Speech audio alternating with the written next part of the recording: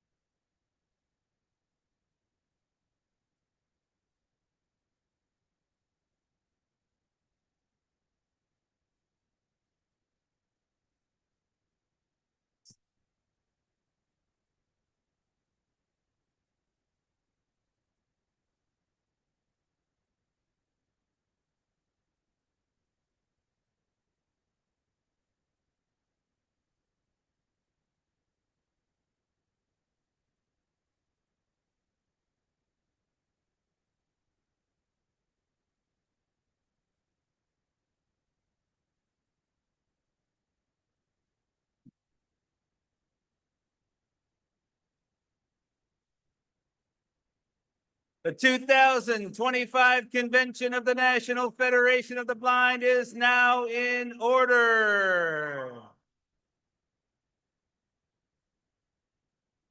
Welcome to New Orleans.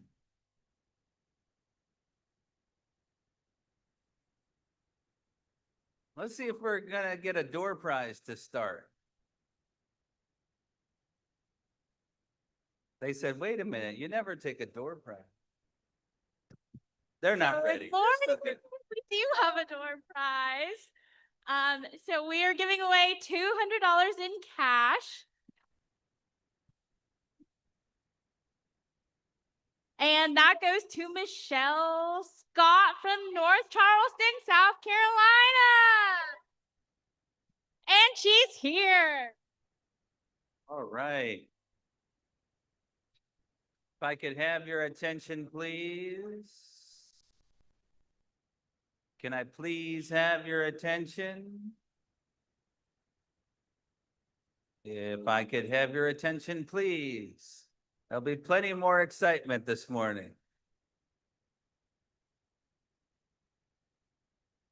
If I could have your attention, please. I'd like to move to our invocation this morning to kick off our convention. And we have with us on the head table down to my right, past our first vice president, Pam Allen, who's seated up here. We have a member of the NFB of Louisiana. You may remember her from our 2022 convention. This is Nargis Karimapur, who is a high achieving and outstanding rising 8th grader at Audubon Charter School here in New Orleans. She's a very independent deafblind student who always challenges herself to be her best. And she's very interested and active in many things, including being a proud member of the National Federation of the Blind, has been celebrated as a Braille Readers Are Leaders champion, and has also been a finalist in the Braille Challenge.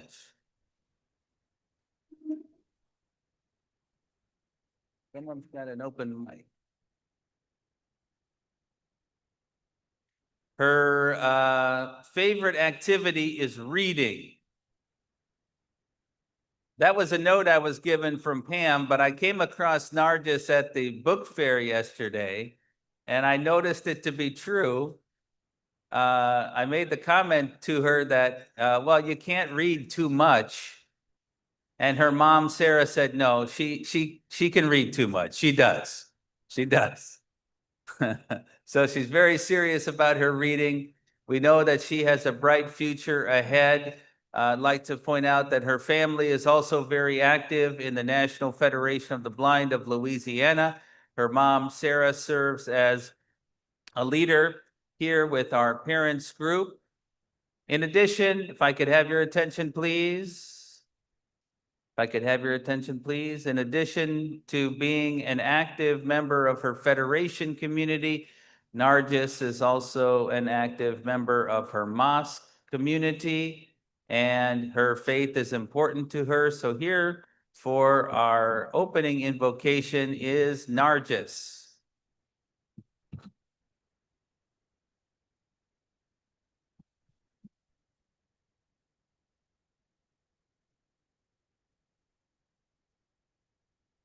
Hello, families, friends, and fellow Federationists. Welcome to the New Orleans 2025 National Federation of the Blind Convention. As they say in New Orleans, Go ahead. laissez le bon temps rouler, let the good times roll. Or simply, weary out. Please join us for a transformative day of connection, reflection, and advocacy at the National Federation of the Blind Conference. Together, we honor the strength of our community and recommit to building a world where dignity, access, and understanding flourish for all. This gathering is more than an event. It is a call to unity and hope.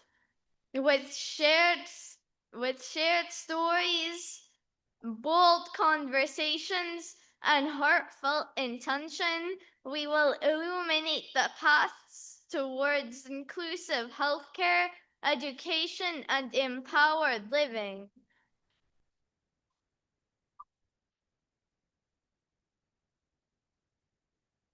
Let us begin this day in gratitude.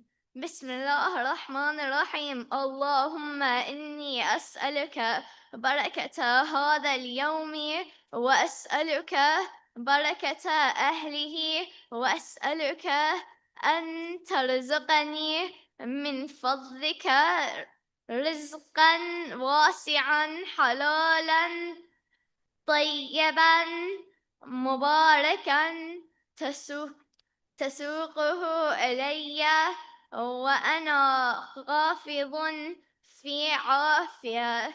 In the name of God, the most beneficent, the most merciful, O Lord, I ask you for the blessing of this day, and I ask you for the blessing of its people, and I ask you to provide me with your bounty of ample, lawful, good and blessed provision, which you will direct to me while I am in good health, strength, and clarity. Let this gathering be a source of unity, empowerment, and insight. And may we recognize each other not only by the vision, but by the light you place in our hearts. Amen.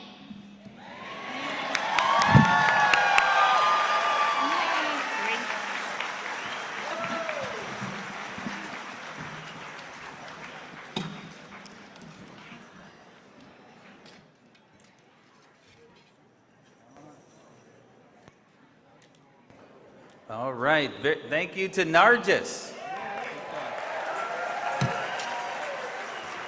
Going to see a lot of Louisianans throughout this convention. Now, we're going to continue with our opening here, and I would like to invite our president of the National Association of Blind Veterans to the podium to conduct our presentation of the colors. This gentleman is coming to this podium for the first time in this capacity. He does come from Goodyear, Arizona. He's been on the floor leading the presentation of colors from there, but now he is our president, so please welcome Roy Stinson.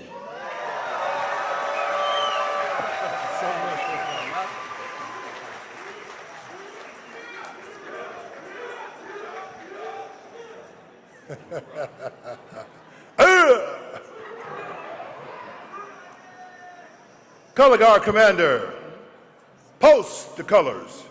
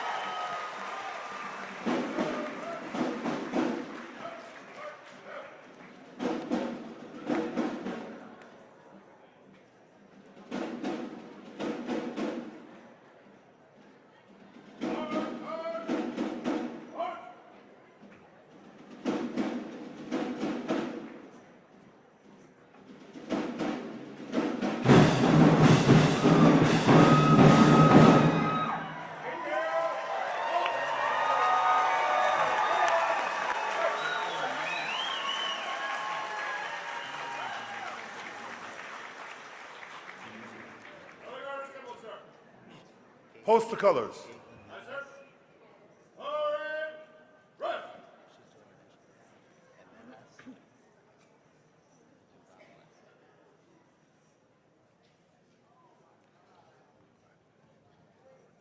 My fellow Federationists, please join me in pledge to the Pledge of Allegiance. Please stand if you can.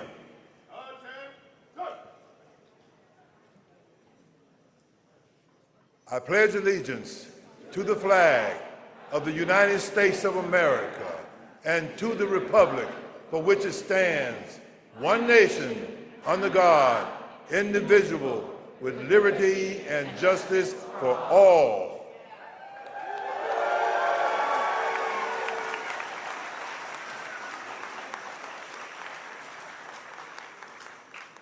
Please remain standing for our national anthem. Please sing with me. Oh, say, can you see by the dawn's early light what so proudly we hailed at the twilight's last gleaming, whose broad stripes and bright stars through the perilous fight o'er the ramparts we watched were so gallantly streaming, and the rocket's red glare, the bombs bursting in air, gave proof through the night that our flag still there. Oh, say, does that star-spangled banner yet wave o'er the land of the free and the home of the brave?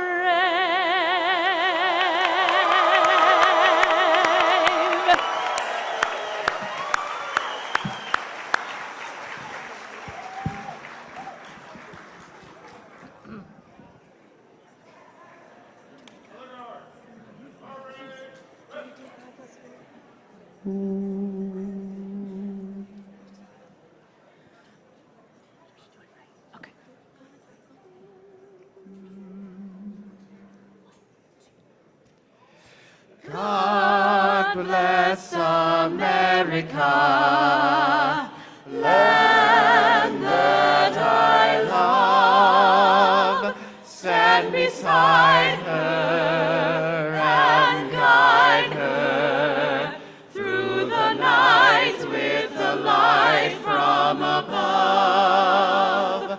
From the mountains to the prairies, to the oceans white with foam.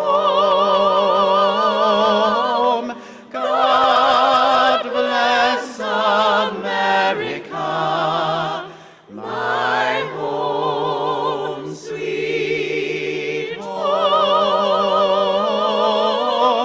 God bless America, my home, sweet home.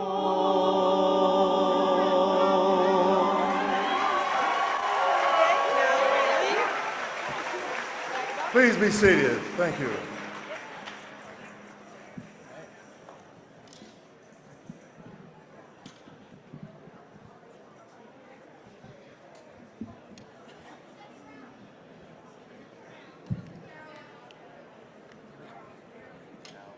Good morning, my Federation family.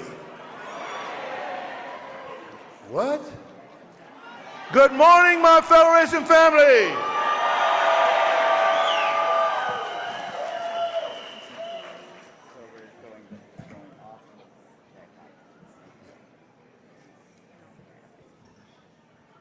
We are very pleased and honored to be here this morning to continually to serve our country, but more than that, we want to bring credit and our gratitude to the National Federation of the Blind. The men and women who have sacrificed their lives over the years through all the wars that guaranteed our freedoms that we so proudly sang about. These are the men and women that gave their lives unselfishly to preserve the freedoms that we enjoy today. We have a saying in the Marine Corps, and now is prevalent amongst most of the service clubs, the American Legion, the VFW clubs, and it goes something like this: to those that went, to those who have returned, to those who are still there, and to those that never will. I love this country. We loved our country. And as the Pledge of Allegiance says, guarantee the freedoms for all. For all. That includes blind people,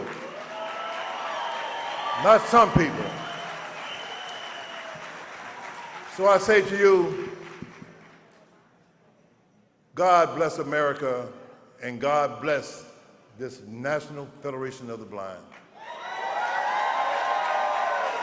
Color Guard Commander, dismiss.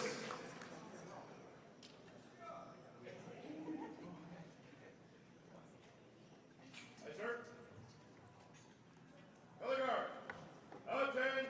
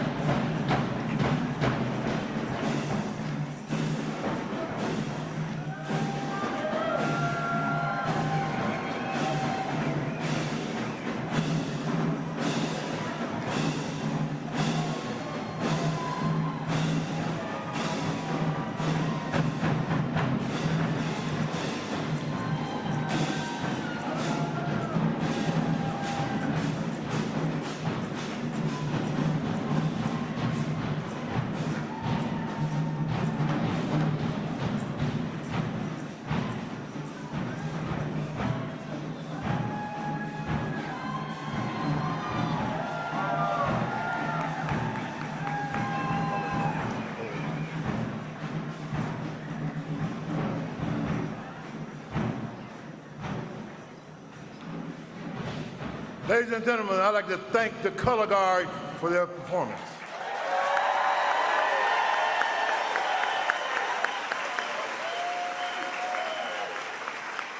Before I leave the podium, Mr. Riccobono, President Riccobono, I'd like to present you with something, please. In commemoration for the 250 years of the armed forces, I'm not going to give you a t-shirt or a ball cap. I'd like to present you with a 250-year commemorative United States flag. They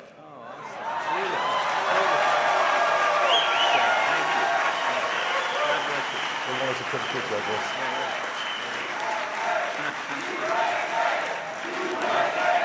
God bless America. God bless the National Federation of the Blind. Let's go build a federation.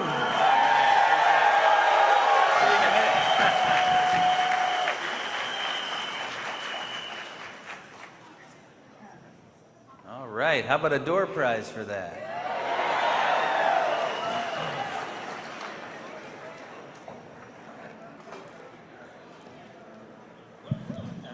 Yeah, we're going to do a door prizes. We got them for us, and we got our virtual participants are going to receive them as well, because it's a door prize, and that means you got to be in the room. And remember, those people who are on the Zoomers, the people out there are Zoomers.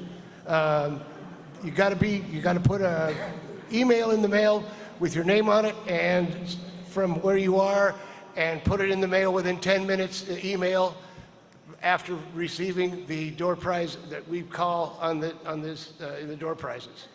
And there's a word that we'll use in every section that we have, so you have to put in the word that we're telling you who it is. So in this general session, we have a number of people, but I'll give you one now because I'm having to explain it. But remember, you have to be here, you have to hear it. You can't have somebody calling you, telling you about it. You got to do the email within 10 minutes, and the first one is a $50 door prize for Dairy Ceres, Florida, and the word is, get this, Bourbon Street.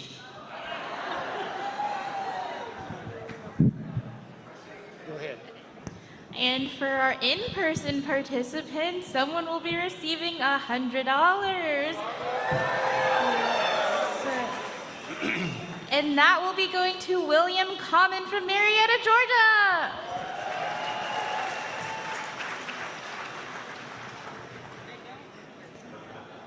Do we have? Are you here? Georgia?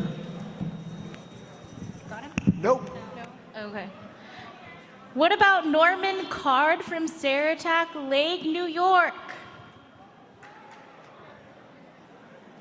No? Okay. Stand up, jump around, yell and scream, but nobody else cheer because we got to find you. Alyssa Costello from Tucson, Arizona. She's here. And so Thank is you. the whole Arizona affiliate. And Bennett, it's prize@nfb.org is the email? Correct. Prize@nfb.org for the virtual. Prize@nfb.org. All right, all right, great. All right, I put my NFB Mardi Gras beads on and my sparkly blue hat here, so I'm ready for Who Dat? A welcome from our Louisiana Federation family. Here is the president of the National Federation of the Blind of Louisiana and first vice president of the National Federation of the Blind, leading our host committee for 2025. Here's Pam Allen.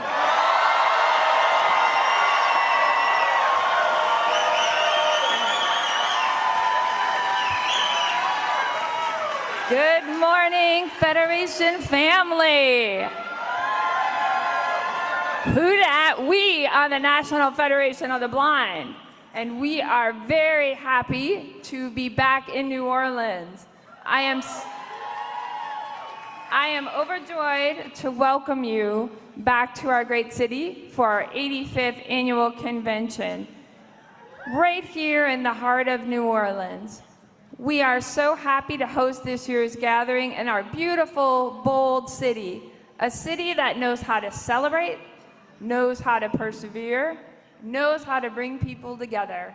And what better place to mark 85 years of transforming lives, raising expectations, and building a movement grounded in love, truth, and power. For over 8 decades, the National Federation of the Blind has been a force for change, built by people, led by blind people, and today, that force is stronger than ever.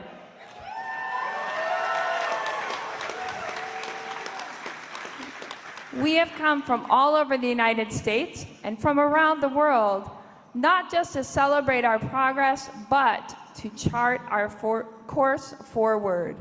And as I stand here today, I am representing all of you. I want to give a special shout out to the great National Federation of the Blind of Louisiana affiliate, who has been working so hard all over this convention, helping everyone feel welcome. I also thinking about all the giants whose shoulders we stand on, the fearless leaders, the tireless advocates, the quiet builders.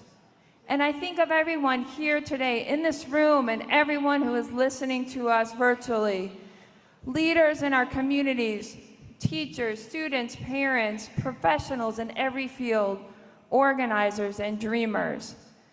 This convention is not just a gathering, but a reflection of our shared belief in a world where blindness does not define us. We are here this week to dream big, to lead with purpose, to act with courage. And this convention, we call on all of us to step up and be bold. Whether this is your first convention, let's hear it from our first-time attendees.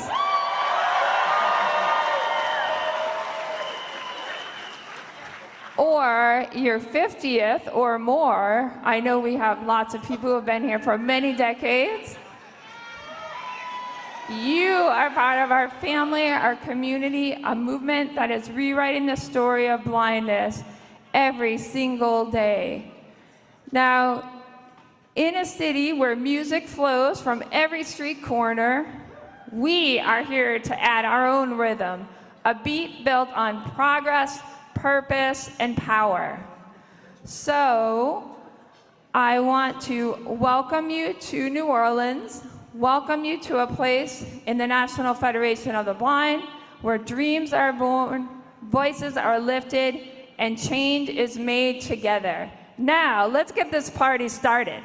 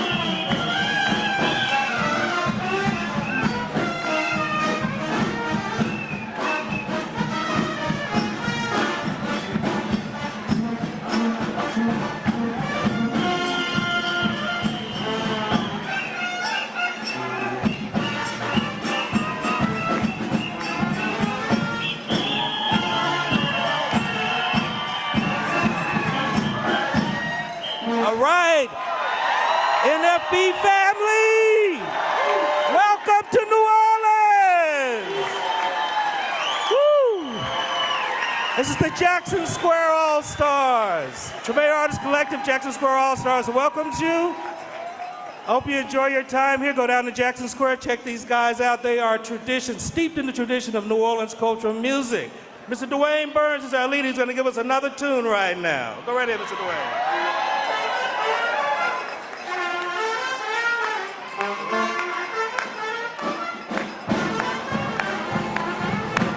Now, if you got a handkerchief, take your handkerchiefs out and wave it around. Yeah.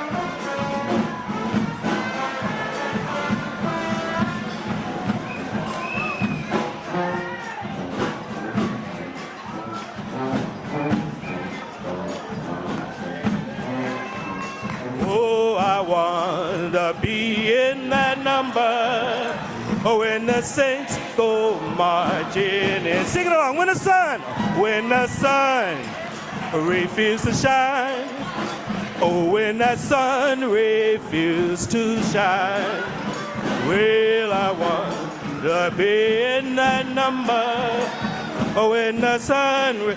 Band, one more chorus.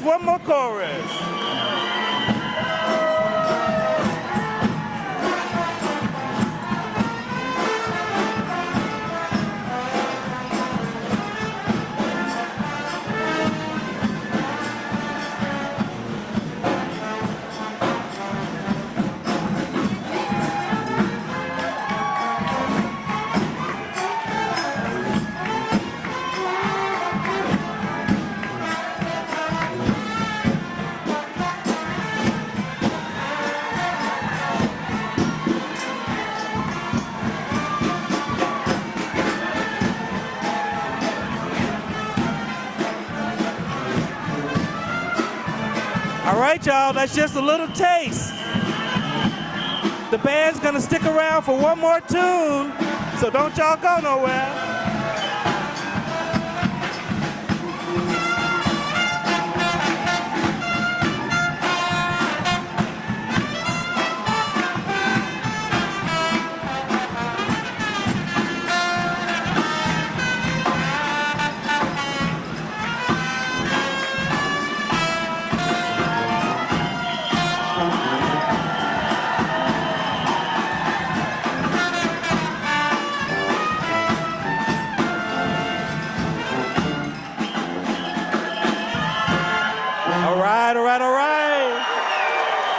All right, NFB.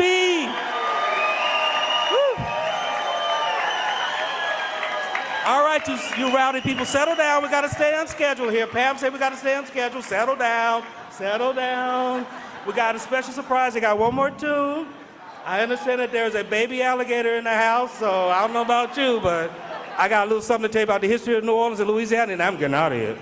All right, so real quick, Alligator Man getting ready. Here we go. In 1791, something called the Haitian Revolution took place. Now you gotta hang on, listen to me, this is gonna happen fast. I thought I had 5 minutes, I got 1 minute. It went from 1791 to 1804. What happened was, the enslaved Haitians overthrew in the insurrection the colonizers, and in 1803, Napoleon needed to make money, so he did something called the Louisiana Purchase. We know what that was. He sold the land that the French owned in the New World to the United States. That became Louisiana. In 1793, Eli Whitney produced something called the cotton gin. What it did was it separated the seeds from the cotton. It allowed for the cotton to be produced a lot faster, which caused Louisiana to become one of the richest states in the country. Between cotton, sugar, and all the other products that Louisiana was developing and sending to the world, we grew to a wonderful country. In 1815, the Battle of New Orleans took place, where a very well-trained militia of British decided that they were going to attack the United States. 1812 was the Battle of New Orleans. A young man, a general named Andrew Jackson, Major General, led a group of New Orleanians. Some were enslaved, some were free, some were natives. It was a mixed bunch of people, and what they did was they beat back the British, and they established for the first time the spirit of democracy in our country. Unfortunately, we're a country that has many, many challenges, and in 1850, the Congress passed a law that was the Fugitive Slave Law. What it said was that if an enslaved person crossed the Mason-Dixie line into freedom, then the white Northerners were required to work with the Southerners who were trying to bring them back. This upset the white Northerners because they wanted nothing to do with slavery. This and many other things led to, of course, the Civil War, which took place from 1861 to 65. After the Civil War, the South was decimated, but it relied on cotton, again, to bring it back. In 1884, one of the most important events took place in New Orleans. It was the World Cotton Centennial Exposition. There were many, many musicians and types of exhibitions that took place. One of the most important one was a band that came out of Mexico. It was called the Mexican Band, and it was one of the largest bands around. The most significant thing about the Mexican Band, similar to many musicians today, the Mexican Band ran out of money in New Orleans and couldn't get back to New Orleans. So their musicians had to teach local musicians. Many of them became the educators of individuals who were the pioneers of jazz. Let me say that again. The Mexican band members, many of them taught the early pioneers of New Orleans jazz. So many don't know about the connection between Mexico and New Orleans. One of the individuals who was born in 1901, a young man named Louis Armstrong. Ever heard of him? Yeah. Now, I'm not sure if 1901 is the most significant date, or maybe it was 1912, when young Louis, at the age of 11, was arrested for shooting a gun in public. Because once he was arrested, he was sent to a home for young men, and there he picked up the trumpet. And the rest is history, as they say. From there, New Orleans became a musical dynamite for the world. And we were there until an event that took place in August 2005. Many of you know, Hurricane Katrina hit our city.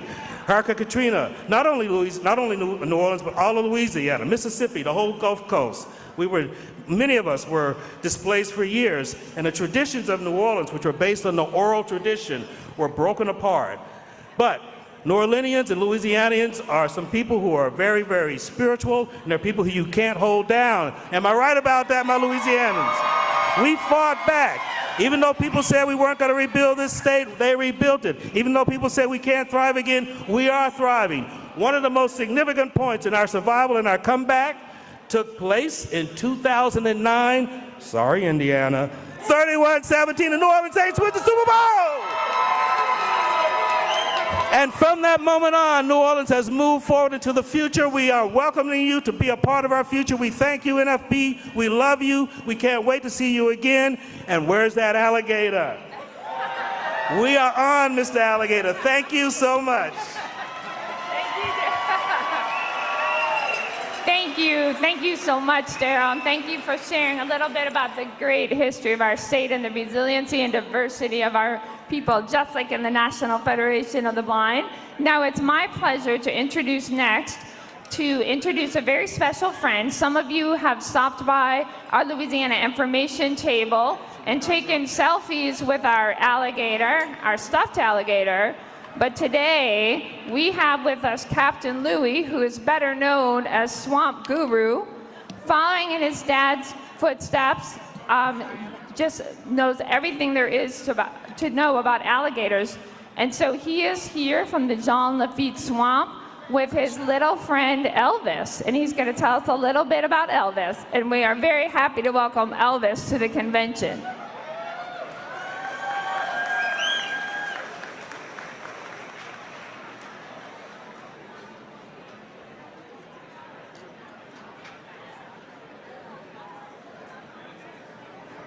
All right, good morning, y'all. I'm Captain Lou from the swamp. I come from a little Cajun town called Jean Lafitte where we fish for a living. We hunt, trap, we fish, we gather, we do all kind of stuff. Today I got my pet alligator. His name's Elvis, AKA Who Dat? Who dat? There you go. Now, I come from the little small bayous, and most people want to know what a bayou is. Well, that is just a path through a swamp. You guys take streets, we take waterways.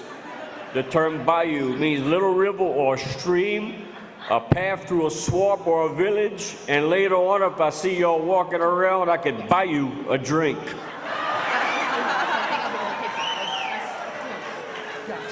A little bit more of an opening. Down in the swamp, we have a greeting. We generally go by, in New Orleans, it's Leslie, Bonjour, Relais. Down in the swamp, it's yay! Yeah, got some New Orleans in here. Everybody can hear me? Can y'all understand me? All right. Now we know who's getting home later. So my little gator I got with me today is approximately 4 years old. They grow very, very slow. Mama gators lay eggs approximately 1 month ago, starting around June. They hatch around, they're going into August, and then we actually get out there in September with our boats and shotguns and go hunt a few of them. And that's just the way we live down home. Alligators grow very, very slow in Louisiana, so as a family rule, and a lot of actually families in the bayou, when we harvest the gators, they have to be 6 feet and above, but there's no rule on that. The one I have with me today, 18 inches, 4 years old. See, when an alligator's born, they're born at about 6 inches long. They are at the bottom of the food chain, and only 10% of them will survive. Even the one I have in my hand isn't really out of the woods yet, till about 6 foot long. We're down home, we have big cats and larger gators that love to eat alligators. The general rule of thumb on alligators is they have peripheral vision.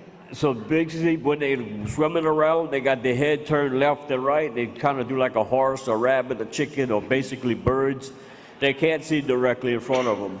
They're 100% nocturnal. The alligator I have with me today works in the union, so he has to be out during the daytime. But the general fact is they don't grow for about 4 years. After that, they talk about maybe 1 foot a year until about 6 feet. And once they hit 6 feet, it's a foot every 10 to 15 years. This has a lot to do with the climate here in Louisiana. It gets cool enough in the winter for them to go into what we call brumation. It's similar to hibernation, but they could go in and out of it depending on the weather and the temperatures of the water. See, when the water's cold, gators are on the land. When the water's warm, gators are way down in the deepest parts of the bayous where they can stay cooler. So at any point in time when they have these situations they get into, they can't eat. If it's too cold or too hot, they can't eat, because brumation means the more stress they're in, the lower the heart rate goes. And this puts them in stages where they can't react to save their own life and or eat. So that's why they grow slower here in Louisiana. And so basically, alligators are basically, they're meat eaters, but I've been in the swamps a long time. I've seen them eating on vegetation and anything, but mostly rotten food is primarily what they're looking for, because their hunting techniques involve smelling their food, feeling the food move, and vibrations from all of these, because they don't work on eyesight, they're nocturnal. So they work on vibrations, then they can find it. Yeah, they're pretty neat. They grow faster in Florida, and that's where you hear about people getting killed by alligators, because in Florida they have a good climate all year round, so they eat all year round. And they double in size, they get bigger, faster, and a lot more aggressive.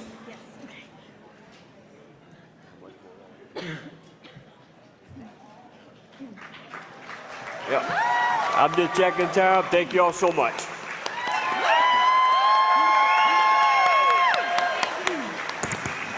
Thank you, Captain Louis, and thank you, Elvis. So just like Elvis, don't mess with Elvis and don't mess with the National Federation of the Blind. So Elvis is going to be heading up to kids camp in a little bit to say hello. So we now have a very special treat. I also want to mention before our next performance that the Mardi Gras beads that everybody will have, we've got lots of Mardi Gras beads.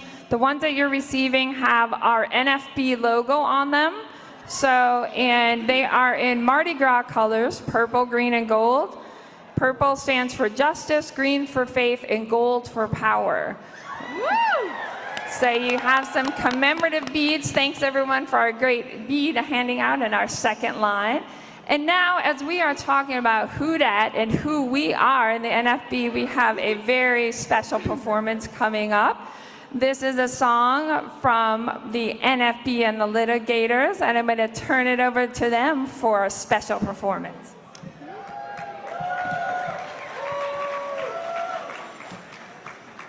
But today, the blind are emerging from the shadows, and they are emerging in force. By the strength of their own organization, by the power of their collective will, blind federationists are rewriting the terms of their contract with society. All these years we've been fighting the fight, and I'm just trying to live my life the way I want, the way I need. Breaking down walls with the NFB. Don't even get me started on SSA. And when are we getting rid of sub minimum wage? The stupid touch screens, they make me want to scream. And please stop dragging me across the street.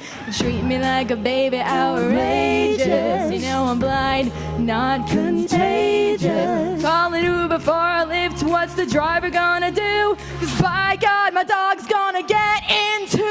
Standing strong, we'll fight it all together. Ooh, working every day, we're gonna make it better. Ooh, no, you're not alone. We care, we share, we grow. From Jersey to LA, everybody let me hear you say, who are we? NFB. Oh, who are we? NFB. Who are we? NFB. If I can't get all my books in Braille and can't use the sites of school, you know I'm gonna fail. Professor, can you read out what you're writing on the board? Just following the laws, what they're paying me for. Applying for a job, you know I'm qualified, but then they see the cane and they deny. Descriptions and websites and voting at the polls. It's hard time, it's all accessible. Gonna be prestigious. You both know that's egregious. If I wanna be a doctor or the CEO, they keep on telling me no, no, no. Standing strong, we'll fight it all together. Ooh, working every day, we're gonna make it better. Ooh, no, you're not alone. We care, we share, we grow.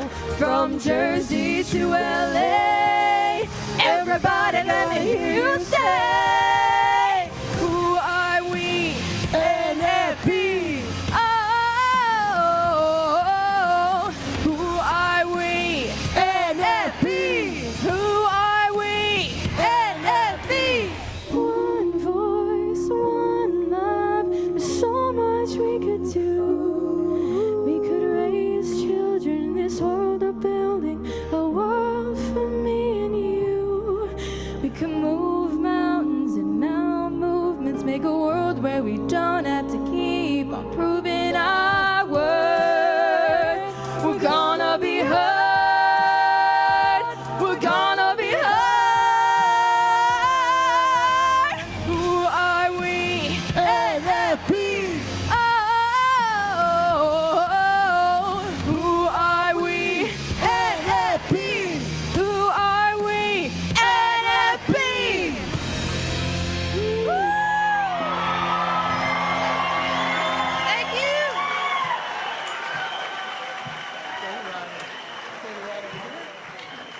Thank you to the NFB and the Litigators. Thank you to Elder and Kaylee Brendel and Riley O'Connor and all performers. Welcome to New Orleans and happy convention.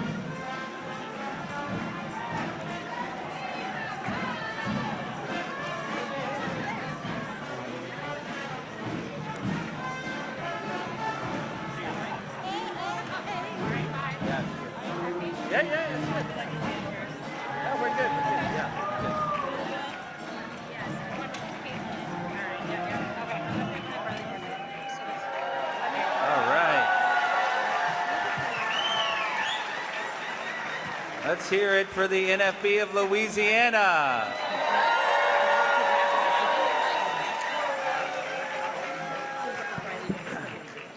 Elvis is not a door prize, just to let you know. He was, We caused... do have a door prize. Guys, I got to pet the gator. I'm so excited. Okay, so we are giving away $100, and that is going to Leonard McLean from Jacksonville, North Carolina.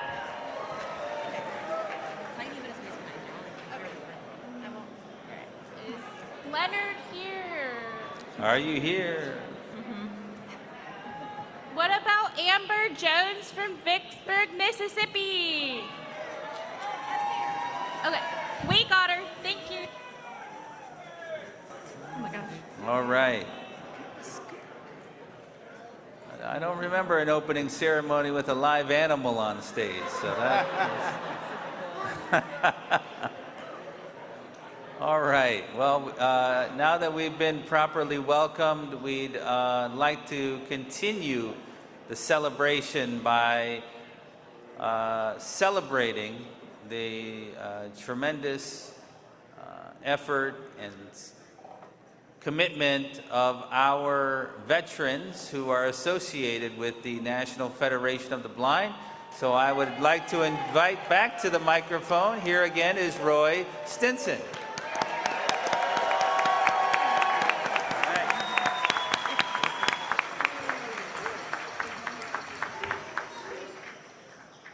Are we having a good time so far? Thank you to Pam Allen and the great state of Louisiana.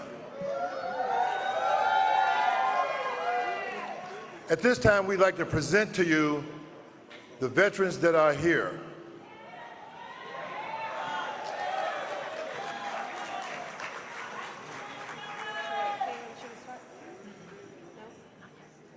Is that a go, Gunny? Ready to roll, Roger? Let's go, sir. Dwight Sayre, United States Air Force, hailing from the great state of Florida. Vincent North, United States Army, hailing from the great state of North Carolina. Jesse Davis, United States Marine, Flint, Michigan. Veteran Derek Mitchell, United States Army, from the great state of North Carolina. Trent Tedder, United States Army, South Carolina.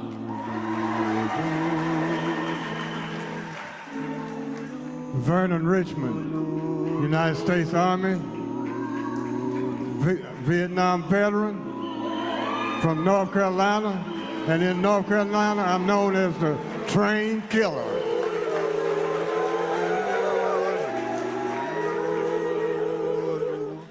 Thank you.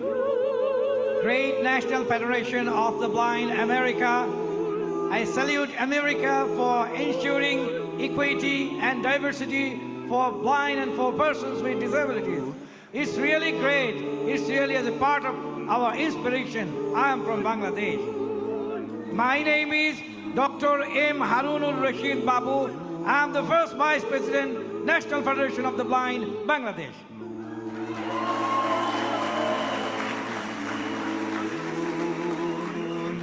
Trent Smith, Army National Guard, representing South Carolina. Who?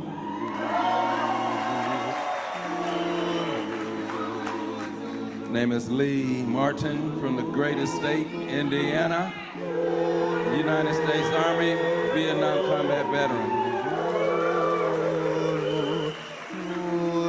Dave Hutchins, Clifton J. Hutchins, United States Navy, San Diego, California, retired, petty officer, first class.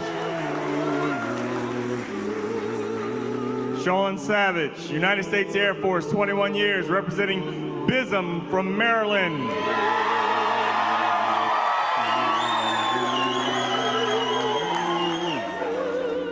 My name is Annie Asher. I'm a U.S. Army Woman Corps, and I'm from Virginia Beach, Virginia, Vietnam.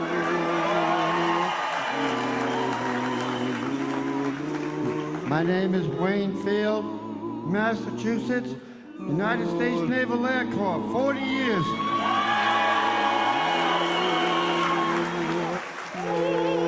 Judy Clark, U.S. Air Force, Arizona.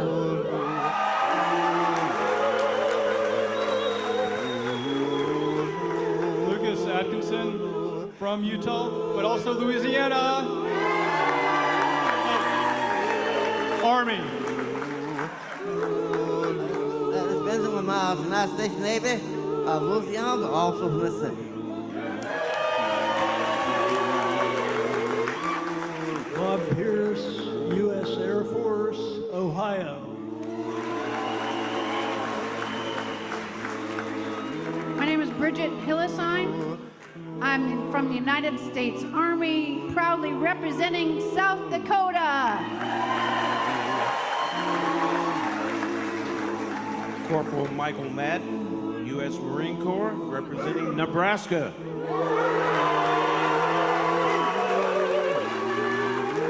Joe Swain, United States Air Force, Los Angeles, California.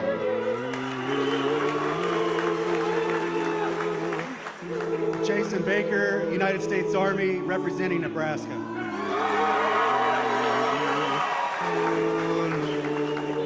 Michael Westbrook, United States Air Force, Orlando, Florida, member of the Color Guard. Joshua Golden, United States Marine Corps, from Nebraska, member of the Color Guard.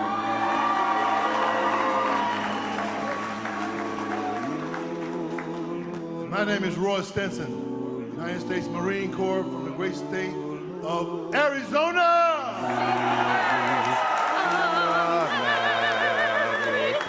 Ladies and gentlemen, that is our veteran class of 2025. I want you to know that the National Federation of the Blind is passing out freedom ribbons to each of our vets that are up here on stage. We want to thank them for those freedom ribbons, and we want to thank you for the National Federation of the Blind, and thank you from the National Association of Blind Veterans.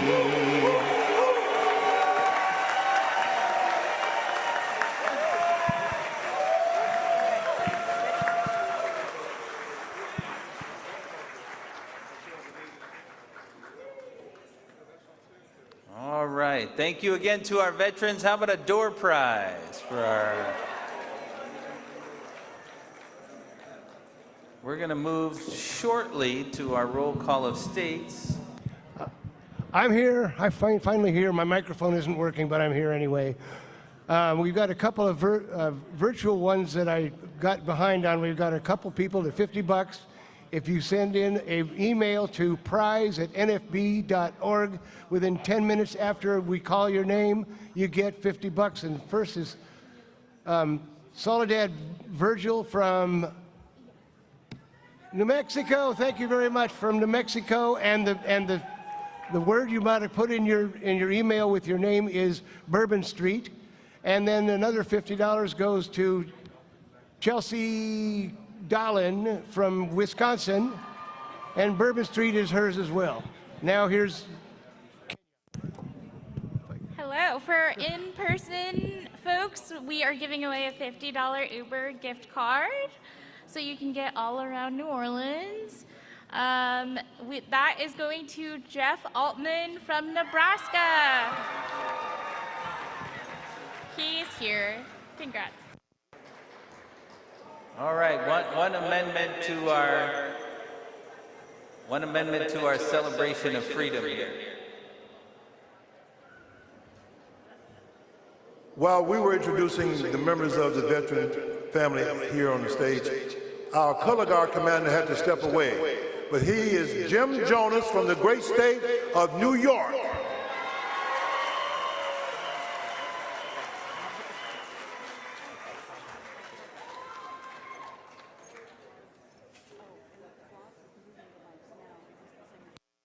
Okay. If Sandy Halverson could get to a microphone, we could do a Give 25 update. While we're getting the microphones in place for our roll call of states, I'll remind our delegates that in the roll call of states, we will want to hear who is serving as the delegate, who is serving as the alternate delegate, who will be serving on the nominating committee, and we would like to know where your next state convention is. And door prize, folks, you have another door prize while we reset? I should say that our pack table is open. So please get back to the pack table, make your pack contributions. And a reminder again that the information table is outside the ballroom. You can get information there or get assistance getting a message brailled if you need to and want to have it considered. Sorry, Mr. President, would you still like a door prize? Okay, we were receiving them. We are giving away $50 in cash, and that is going to Mike Reiser from Littleton, Colorado.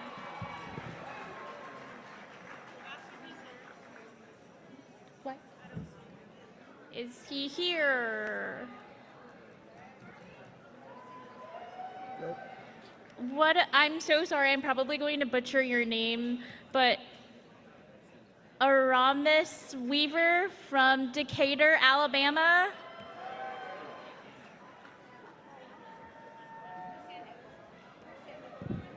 They're here. I think we got them. And I just wanted to say thank you so much to all the chapters and affiliates that have come up and given us door prizes. Thank you all so much. And if you have more door prizes, please come up and turn them in. Our door prize group is on the left side of the stage as you face it. So for the last couple months, we've been running our Give 25 drive. This is an effort to help to encourage people to give money to the organized blind movement so we can continue the great work that we're undertaking. Many of you have already made contributions. If you've made a Give 25 contribution, let's hear from you. All right, excellent. You still have time. You still have time to give, and you still have time to encourage others to give. And so we want to encourage you to do that here in the final hours of the Give 25 drive. We're trying to raise $25,000 so that we can pull down a matching gift of $25,000. Sandy, do you have a mic? Okay, so here to talk about the Give 25 is the chairperson of our Sun Fund from Virginia. Here's Sandy Halverson. Good morning. There's a whole lot of sun in this ballroom this morning, and it's a long way back to the sun table. So I'm sorry I was not ready, but now I am. We often hear a lot at conventions about give, give, give, and you hear the word give and you think, done with that, not doing it. Okay, so if you're done with it, the downside to being done with it is we won't be able to help as many people come to their first national convention next year. And those who are enjoying that privilege now, is that a good thing? Okay, so we need money. We always do. I hear that the line is long. Don't worry, you'll get in. And the other thing that is really a great thing is knowing that you are doing what you can to make sure we bring more first-timers to convention. We get money into our rainy day fund. We help with the work of the National Federation of the Blind. So if you have a legal problem and need a lot of help, people think we make money off of those cases. We do not. They're very expensive. And of course, there's also the maintenance of our facility, the National Center for the Blind, that is managed by the Jacobus Tenbrook Fund. So having said all of that, I hope that there's something in each of those funds that motivates you to go make a donation. Now, I could be greedy and say, just heck with it, give it all to Sun, but that's really not fair, and you're not going to do it, and that's okay. So let me tell you a fun thing, though. Before I go back to the Sun table in the corner in the back of the room, I want to tell you that our challenger for today, who won the Rubik's Cube and is not here because we know where he is, and that is Corb O'Connor. And for those who were not at the board meeting the other day, and I'm sure others may have told you, but Corb was the recipient of an emergency kidney transplant. That is why he is not here. As far as I know, he's recovering well. I haven't talked with him, but he has definitely earned that Rubik's Cube. And if you can recruit family members to give in your honor from your recovering bed or whatever he's in, wherever he is, then that kind of puts me to shame, and I guess I better go find some people to give in my name. Thank you very much, Mr. President. Right. Thank you very much, Sandy. And we're going to start the roll call of states soon. I want to let you all know, especially the states of Alabama, Alaska, and Arizona, because they're up front, that the microphones are in the aisles on the left side of the aisle near Colorado and near Iowa, and on the right side of the aisle near North Carolina and Missouri. So Colorado, Iowa, North Carolina, and Missouri are where the microphones are in the aisle. And we will proceed to the roll call of states, assuming the team's ready. All right, we're going to proceed to our roll call of states.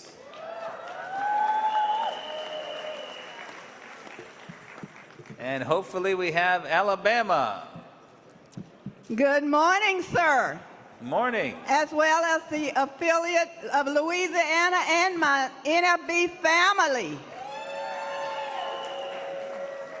The Alabama affiliate is alive and well. We're glad to say that we are continuously working on our absentee voting process. It is going through the court system, and we're excited about that, and we are expecting victory. We also have here today, we're celebrating one of our new chapters of the affiliate. Our Dothan, Alabama chapter is now on board. We also have our Freedom Center staff and students as well as the rector here. We have 7 first-time members. Of those, 1 scholarship of the Jernigan as well as our affiliate scholarship. I will be serving as the affiliate. I'm sorry, I already served. I will be serving on the nominating committee. I am the delegate, and Tamika Williams is the alternate. Who that? Who that? You serve on the nominating committee? Who that? Let the good times roll. Do you have your state convention yet planned, Alabama? Do you have another state convention? I do have another state convention. It will be March 27 of 26, and as of now, we are waiting on a location, sir. Okay. Thank you. And that was Barbara Manuela. I don't think she said so. So reminder to delegates to introduce yourselves. Thank you, Barbara, and thank you, Alabama. Alaska. Thank you, Mr. President. Grateful to be here in the state of Louisiana. Big thank you to all who made this possible today. In the state of Alaska, we have 4 members here, 2 Kenneth Jernigan Scholarship winners, Mr. Shaquille Airbuck and a Braden Hartman. Our state convention will be held on October 3rd and 4th. They're in Anchorage, Alaska. I will be the delegate. Unfortunately, we have no alternate delegate this year, and I will also be on the nominating committee. Thank you, Alaska. All right. Will Arkansas, California, and Colorado please start to move toward a microphone? A reminder to all folks throughout the convention that you have a convention credential. That is the name tag that you have, so be sure to keep that with you and have it available. Arizona.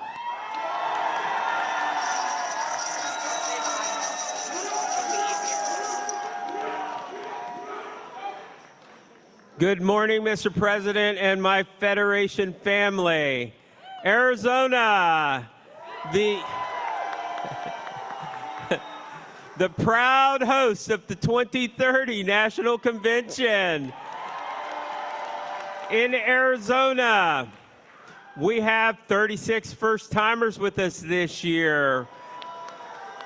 We hosted 2 bell academies with 28 bell ringers, 2 STEM to Use with 45 participants. We have a member of the Kenneth Jernigan In-Service Leadership Program, Christopher Crowley. We have two recipients of the Jernigan Scholarship here with our delegation this year. This year, our state convention is August 21st through 21st at the Hyatt Regency in downtown Phoenix. We are requesting Sean Calloway as our national representative.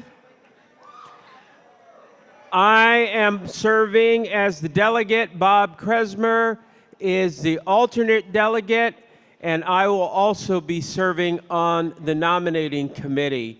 Thank you, Mr. President. Thank you very much, Arizona. Arkansas.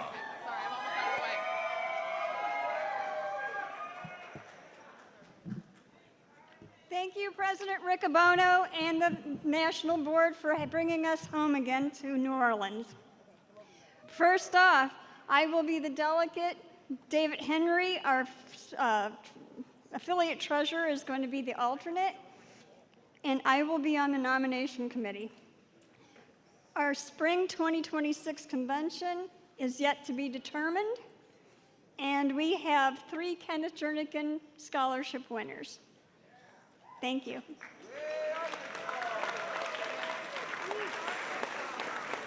Thank you, Arkansas.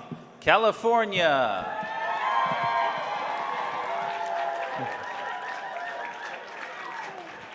Good morning, Federationists. My name is Tim Elder, President of the National Federation of the Blind of California. In California, we are on fire, sometimes literally, sometimes figuratively. But we're doing great stuff in the state of California. We've got a lot of new members here, at least 25% new members. We are working on some really exciting stuff in our state legislature. We almost passed a website accessibility bill last term, and we're going to reintroduce it and pass it this next term. This would require the developers of the things that website makers use to build their websites to be fully accessible, and to make those who are developing widgets, credit card forms, checkout buttons, and giving them out to other businesses like coffee shops, barber shops, and developing them into websites. This bill would require those developers to make their stuff accessible. So we're very excited to engage in this legislative activity. We have 2 Kenneth Jernigan Fund first-timers here. We've got 2 National Scholarship winners. Thank you, Jean Kim, Joy Orlando.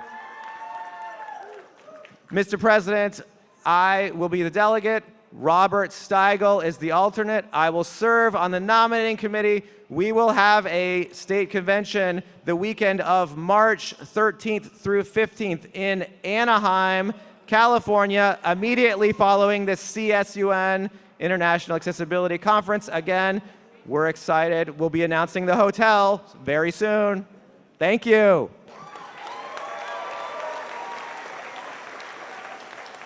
All right. Will Connecticut, Delaware, and the District of Columbia get to microphones? And before we continue with the roll call, you've been moving already out there, but it seems like it's a good time for a fit break. Fit break! Yeah, so I have beside me Cassandra McNabb. And Cassie, you participated. What did you do this year that was really cool? You got a finisher's medal on. We walked across the Bay Bridge in Annapolis, Maryland.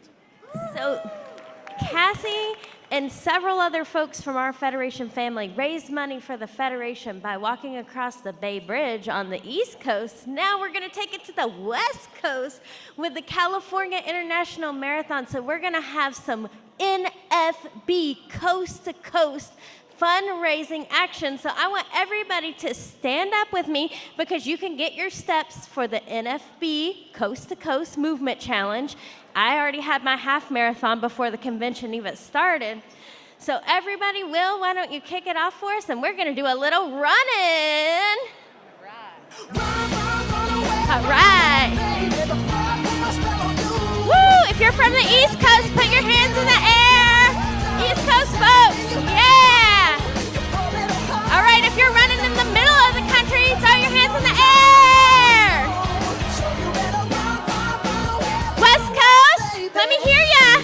Woo! All right, we gotta pass somebody. Run a little faster. Let's go. Oh, approaching a water station.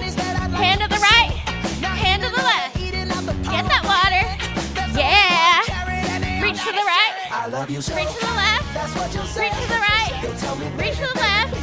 Now give people high five. Turn to your neighbor, high five. Turn to your neighbor, high five. Turn to your neighbor, high five. Turn to your neighbor, high five. Run. Yeah. Looking good. East Coast, whoop, whoop. West Coast, whoop, whoop. East Coast, West Coast. In the middle. In the middle. In the middle. In the middle. All right. You guys are looking great.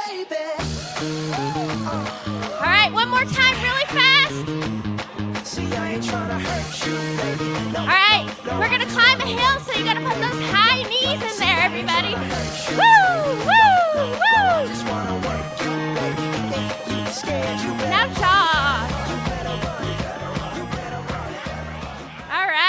Great job, everybody. All right. Sports and Rec Fit Break. I am Jessica Beecham here from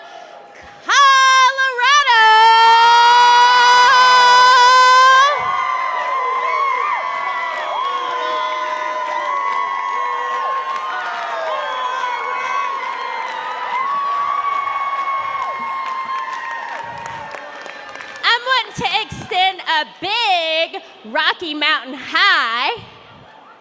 The only thing that shines brighter than our 300 days of sunshine each year is our Colorado Center for the Blind.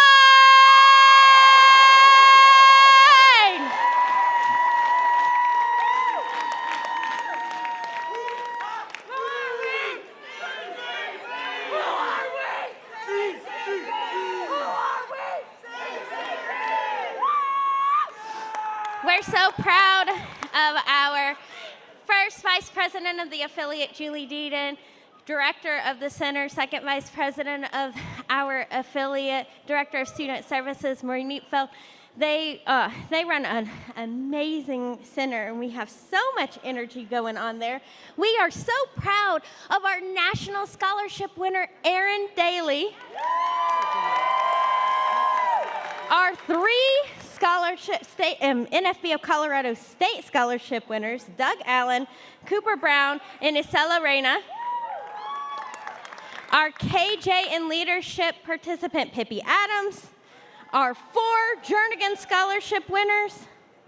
And we want to invite you all to our convention, which is going to be coming up October 30th through November 2nd at the beautiful Westin Hotel in Westminster, Colorado. Mr. President, if you can't attend as our national representative, we would love it if you would send us Marilyn Green. We would also like to invite you to come cruise the beautiful Caribbean seas with us in March of 2026. Come see someone in our affiliate to find out more about how you can book your room or purchase a raffle ticket. I will serve as our delegate. Julie Deaton will serve as our alternate delegate, and I will serve on the nominating committee. Thank you so much. Thank you, Colorado. Connecticut. Good morning, President Riccobono, Pam Allen, and national board members. This is Marianne Melly. I will be the delegate and on a nominating committee. Paul Duquette is my alternate. Our convention is this November 7th, 8th, and 9th at the Sheraton Hartford South Hotel in Rocky Hill. It's hard going after Jessica. But sticking to the script, we also have a National Scholarship finalist by the name of Zoe Marsh.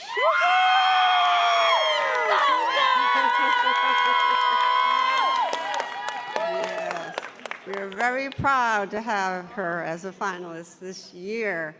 And we are looking forward to the banquet when she receives her check. Thank you, Mr. President. That is my report. Thank you, Connecticut. Delaware.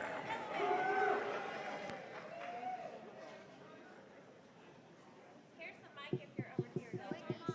They're DC. Oh, okay. We don't know where Delaware is.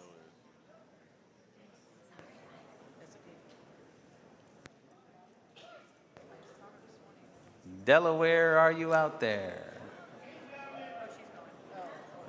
Will Florida, Georgia, and Hawaii please move to the microphones? No. We're going to get Delaware in here. Yes, Delaware is here. All right. In the house. Well, I'm Sylvia Reed, president of the affiliate of Delaware. Yesterday, someone asked me where in Colorado that was. I am the delegate and will be serving on the nominating committee. And Malika Colson our wonderful webmaster, and also Kenneth Jernigan, first-time winner, is our alternate delegate. Our other Ken Jernigan Scholarship winner is Henry Green. And we are going to have our convention on the 24th and 25th of October in the Hampton Inn in Middletown, Delaware. And we have had such great people so far as our representatives that we know, President Riccobono, you're going to send us a good one. We had Tom Page last year. Thank you, Delaware. And thank you for your membership day. That was wonderful. All right, District of Columbia.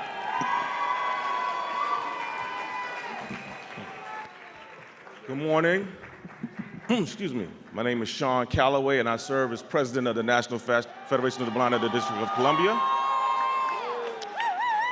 I am happy to say we do have 3 first-timers. I want to acknowledge President Riccobono that our legislative team in D.C. has been working very hard. Liba Robinson, Charles Moore, Janice Brooks, and we've had a little stall with our parents' rights bill due to a $1 billion budget shortfall. But I'm just so proud of them to continue the hard work of the Federation, and we're going to get this parents' rights bill passed, trust me. Hopefully before Camille turns 18. We will be having our state convention at the Washington Plaza Hotel, October 9th through the 11th. That convention will also feature our 10th annual Women's Empowerment Event, which is one of the largest blind women's events in the East Coast. Last year, we were happy to have Miss Sandy Halverson as our keynote speaker, so hopefully for our 10th annual event, we will be blessed with another wonderful speaker. I will serve as the delegate. Tawan Farmer will serve as our alternate delegate, and we do not have a national rep assigned at this time. Who's serving on the nominating committee? Oh, I thought I said that. I'm sorry. I will be serving on the nominating committee. Thank you, District of Thank you, Columbia. Let's move to Florida. Greetings, my Federation family. I am Camille Tate, President of the National Federation of the Blind of Florida, home of the 3-time Thirds is a Charm men's basketball national champions, Florida Gators. I have in my delegation a National Scholarship finalist, Katiana Urbina, 2 Kenneth Jernigan Scholarship recipients, Nicholas Ham and Milagro Garcia, Kenneth Jernigan Leaderships in Service Program graduate, Zalea Liburd, and part of our delegation includes Tom Abraham, who is the first sports ambassador to the Paralympic blind soccer team.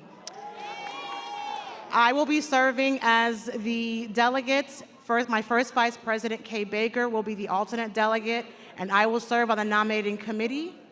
Our state convention will be October 3, 4, and 5 at the Hilton Altamont Springs in Altamont Springs, Florida, and we do not currently have a national rep. What was the hotel? The Hilton Altamont Springs. Thank you, Florida. Let's move to Georgia.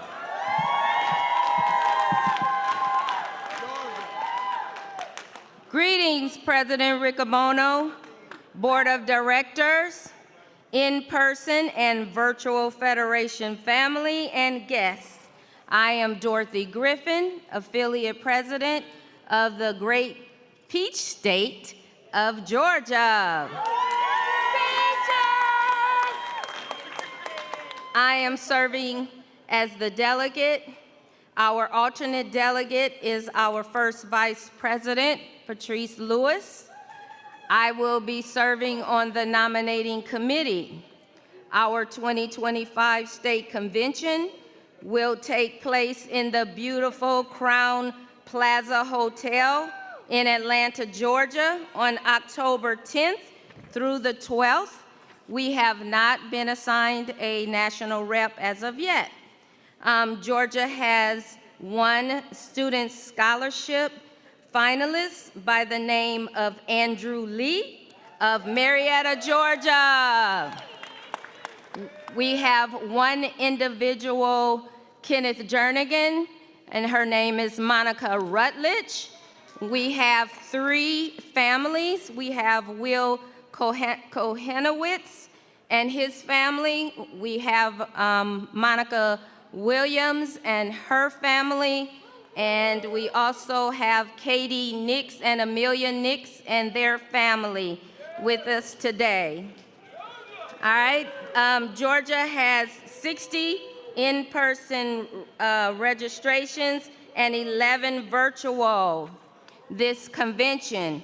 We are thrilled to be back in New Orleans, the Big Easy, and as always, we are feeling peachy, peachy keen.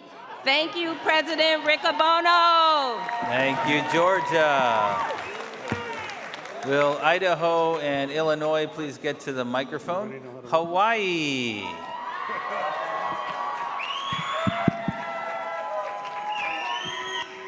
Aloha. Welcome, everybody, and thank you. We are really happy to be here in New Orleans.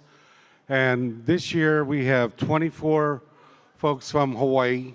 And you know, it's so far to fly over here, and it's glad to have as many as we have here in New Orleans. We have one KJ scholarship recipient, and we have a national scholarship finalist. It's been a while, but we're so proud to have Nicole Quibble, who is going to be the on the national scholarship recipient this year. My name is Virgil Sinnott, and I will be the delegate. Alan Hegent, our first vice president, will be the alternate. I will be on the nominating committee.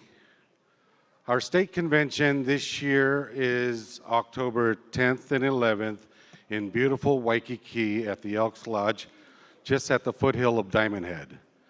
So we hope that you could assign a wonderful delegate or somebody to represent national at our state convention.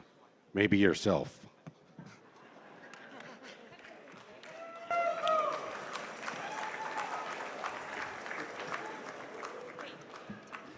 Thank you, Hawaii. Idaho. Thank you, Idaho. That's great. We have 15 people from Idaho here this year. And by the way, just so you know, we need more chairs in our row because we don't have enough chairs to accommodate our people, and that's not the way it should be. Anyway, my name is Dana Ard. I am president of the National Federation of the Blind of Idaho. And our 15 people, by the way, include, I bet, the person that's probably the oldest NFB member here, Jan Gaywith, who just celebrated her 93rd birthday.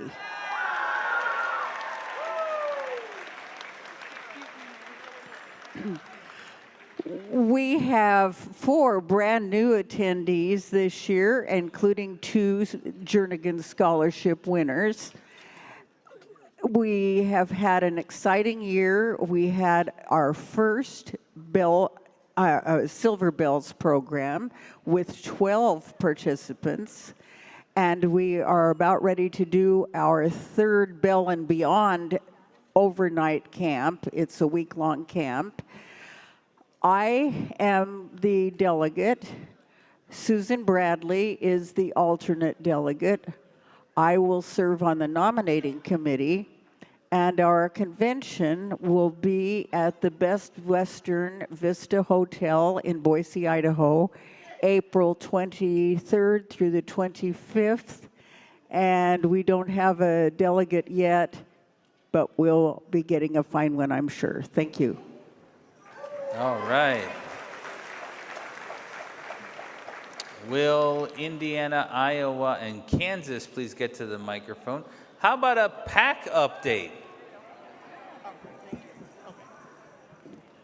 Good morning, President Riccobono and my Federation family. All right, so a quick PAC report before I talk to you about the great state of Illinois. All right, Illinois, I love it. They're here. They're awake. That's what I like. So my friends and I at the PAC table were really sad because nobody's coming back there to visit us. Come on back there. We got some goodies back there. Some state affiliates have donated some great items. We have a few aftershocks if you donate $25 or more. Start a pack or increase your pack. We also have some nice things from Virginia. We have some Idaho socks if you're interested. So we have a lot of great things back there. Check with my friends at the PAC table. PAC, where are you? All right. So now to the state of Illinois. My name is Marilyn Green, and I am proud to serve as the president of the National Federation of the Blind of Illinois. It's New Orleans, y'all. My affiliate is awake. They're not usually this alert this early in the morning. I love it. So we are happy to share 2 National Scholarship finalists. We have Kaylin McCall, who is going over to Massachusetts. We want her to come back to Illinois. And we're happy to share Caitlin Head with the state of Ohio. We have a multitude of first-timers here from Illinois. Illinois newcomers, make some noise. All right. We are so happy to be here. I am the delegate. Denise Avant is the alternate delegate. I will serve on the nominating committee. And yes, we are having a state convention October 17th through the 19th in the great city of Naperville, Illinois at the Chicago Marriott Naperville Hotel. We do not have a national representative assigned yet, but President Riccobono, if you're available, we'd love to welcome you to Illinois for some good Illinois hospitality. Thank you, sir. Thank you, Illinois. I was wondering if there were gators in Illinois. Probably not, you know, so. Indiana.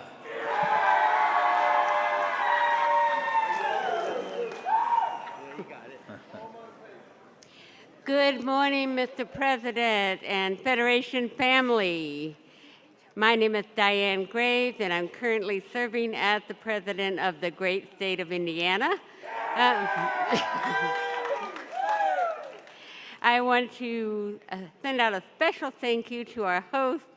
You all have been wonderful. We have 3 new-timers with us this year, and I know that they are having an awesome good time, thanks to the great state of Louisiana. So thank you, Louisiana, for all you've done to put this together. So I will be serving as the delegate, and Lee Martin will be serving as my alternate. We do have a state convention scheduled for October 3rd through the 6th at the Embassy Suites Hotel in Indianapolis. All are welcome. Register, though. You got to register. And we hope you will join us. And I think that's it. Did I miss anything? Oh, we do not yet have a national rep. Who's on the nominating committee? Oh, I will be serving as the delegate on the nominating committee, and Lee is my alternate, Lee Martin. Got it? Thank you very much, Indiana. Iowa. Good morning, Federation family. I am Helen Mejia. I will serve as the delegate. I will also serve on the nominating committee. Our first vice president, Cindy Ray, will be our alternate. In our delegation, we have staff, students, and the commission board chair from the Iowa Department for the Blind. We have 2 members who have been to more than 50 national conventions. as well as I have right here with me the youngest member of our delegation who is at his first convention at 7 months old. Many more to come. Our state convention will be October 17th, 18th, and 19th at the Holiday Inn Northwest in Urbandale, Iowa, and we do not yet have a national rep. Thank you very much, Iowa. Will Kentucky, Louisiana, and Maine please move to microphones? Kansas. Good morning. Greetings, President Riccobono and fellow Federationists. I am Tom Page, President of the National Federation of the Blind of Kansas. Proud to announce that we have Emily Schlenker with us, a scholarship finalist, and I believe our first Ten Brook scholar ever from Kansas. I will serve as delegate. Emily Schlenker will be serving as alternate delegate. I will serve on the nominating committee. Our convention will take place October 31st through November 2nd at the Drury Plaza Hotel in Wichita, Kansas. Thank you.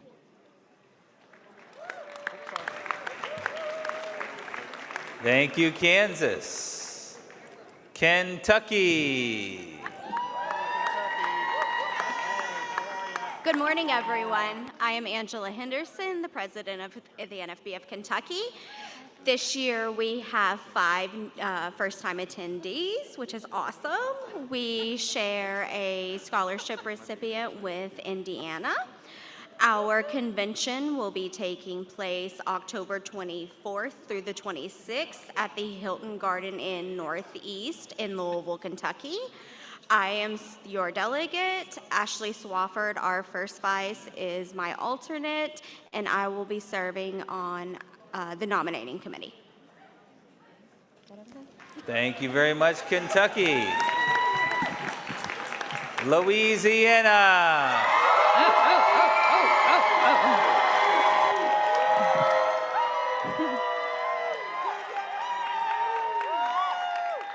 Hello, President Riccobono and my Federation family. I am Pam Allen, President of the National Federation of the Blind of Louisiana.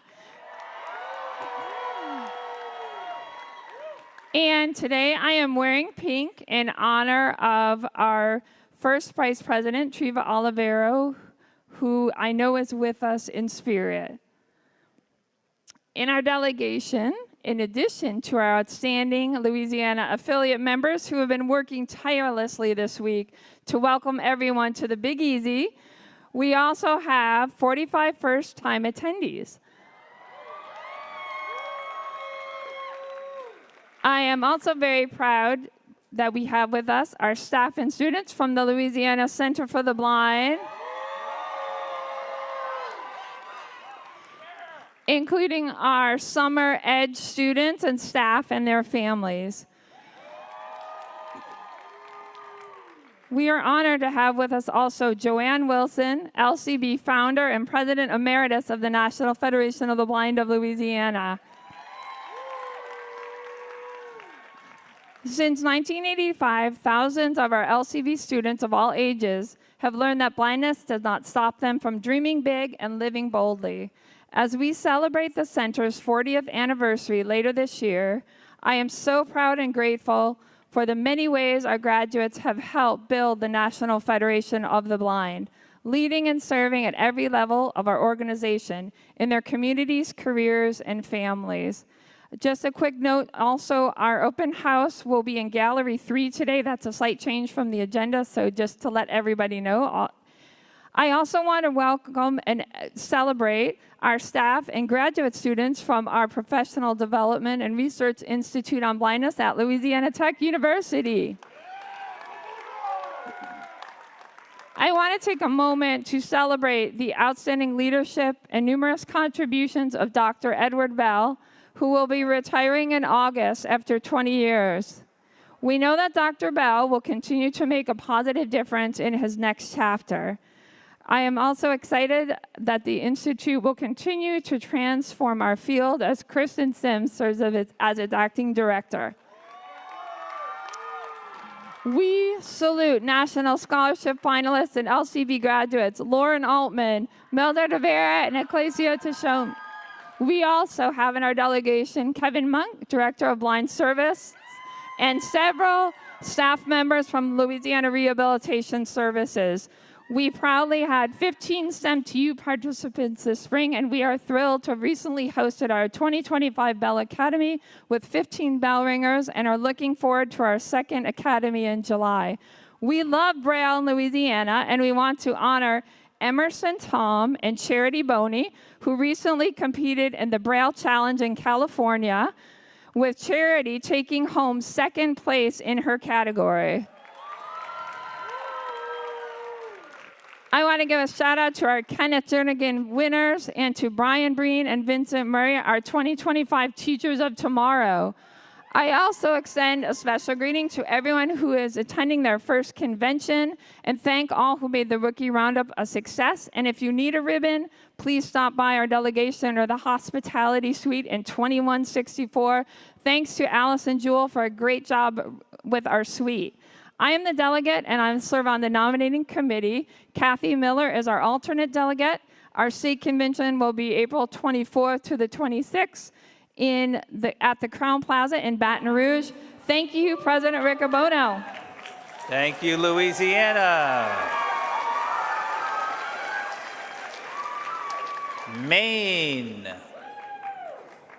Is on. Hold on. Oh, yes, there it is. Hi, good morning, everyone. I'm Mark Tardif from the great state of Maine, the Blueberry State, where you will also find and taste some of the best lobster on God's green earth. I'm serious about that. I'm glad to be here in New Orleans, where they know how to be hospitable.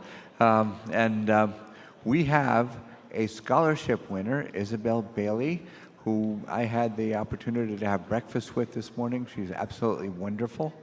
I will be the delegate. David Hutchins is our alternate delegate, and I will be sitting on the nominating committee. Our convention, our state convention, will be on September 20th at the Adaptive Outdoor Education Center in Brunswick. We do not yet have a national rep. Thank you.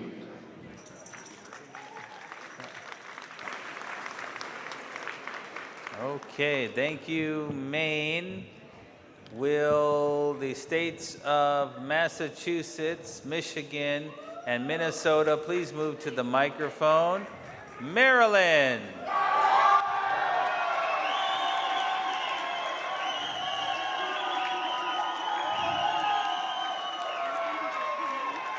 Greetings from the great state of Maryland!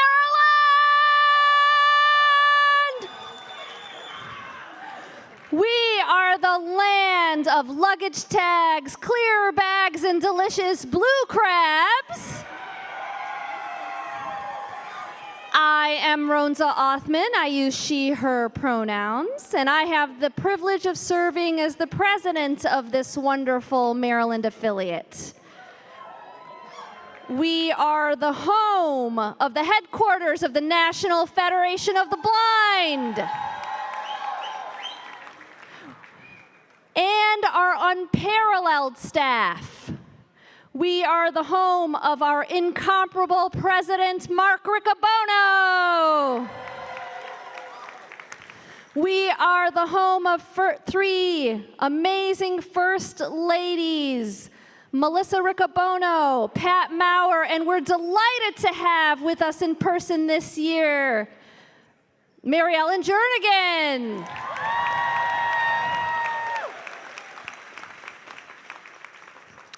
We also have with us the president and Blind Industries and Services of Maryland, Dr. Michael Goss, who's a past Maryland president,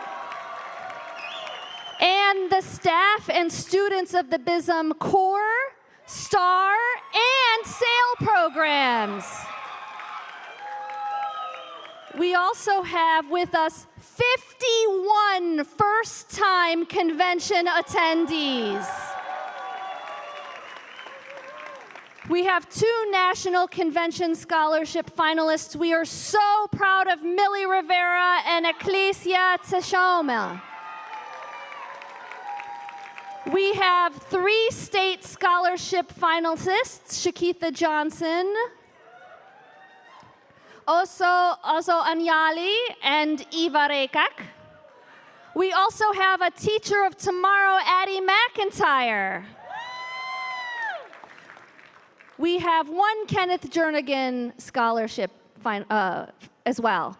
We are the home of the first NFB Bell Academy, and the bells will continue to toll in Maryland with 3 NFB Bell Academies this summer.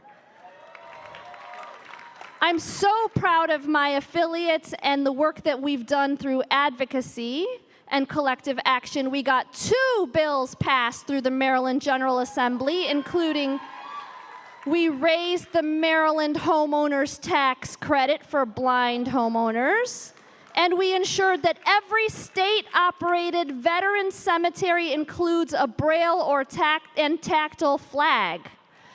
We also secured $250,000 for the Center for Excellence in Non-Visual Access, operated by the NFB.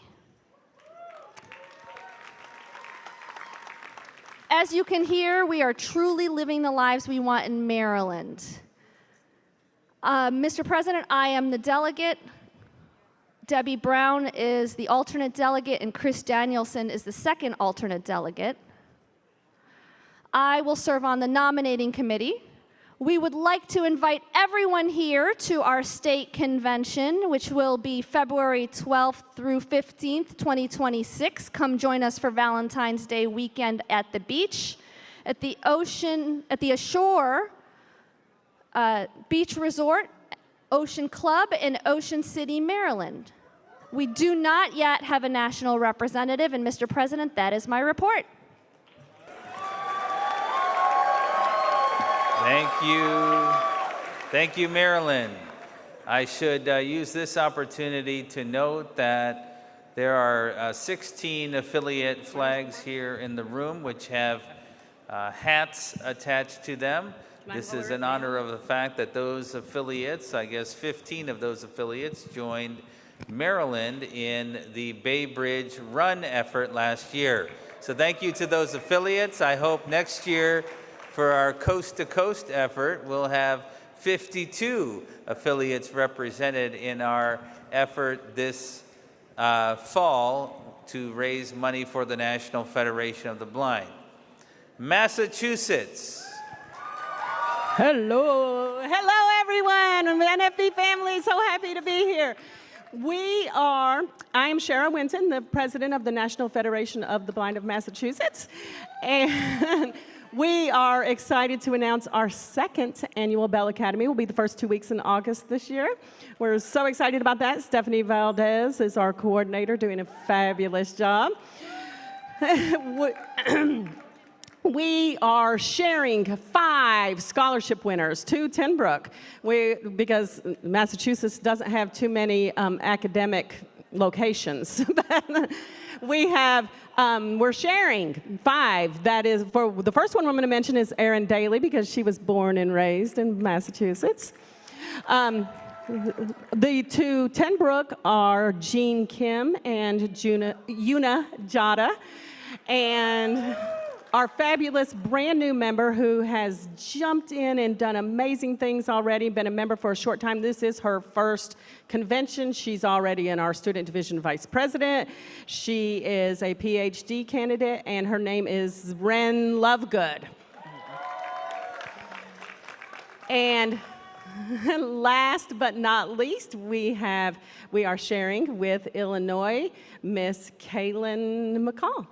So we're thrilled to have all 5 of them. We're hoping to get them very involved in our student division in Massachusetts in this upcoming year. And I will be serving as the delegate. My first vice president, Kira Sweeney, is our alternate delegate. I will be serving on the nominating committee. And our convention is March 26th through the 29th in Woburn, Massachusetts. And we hope that all of you will come and join us. Thank you, President. Thank you, Massachusetts. Michigan.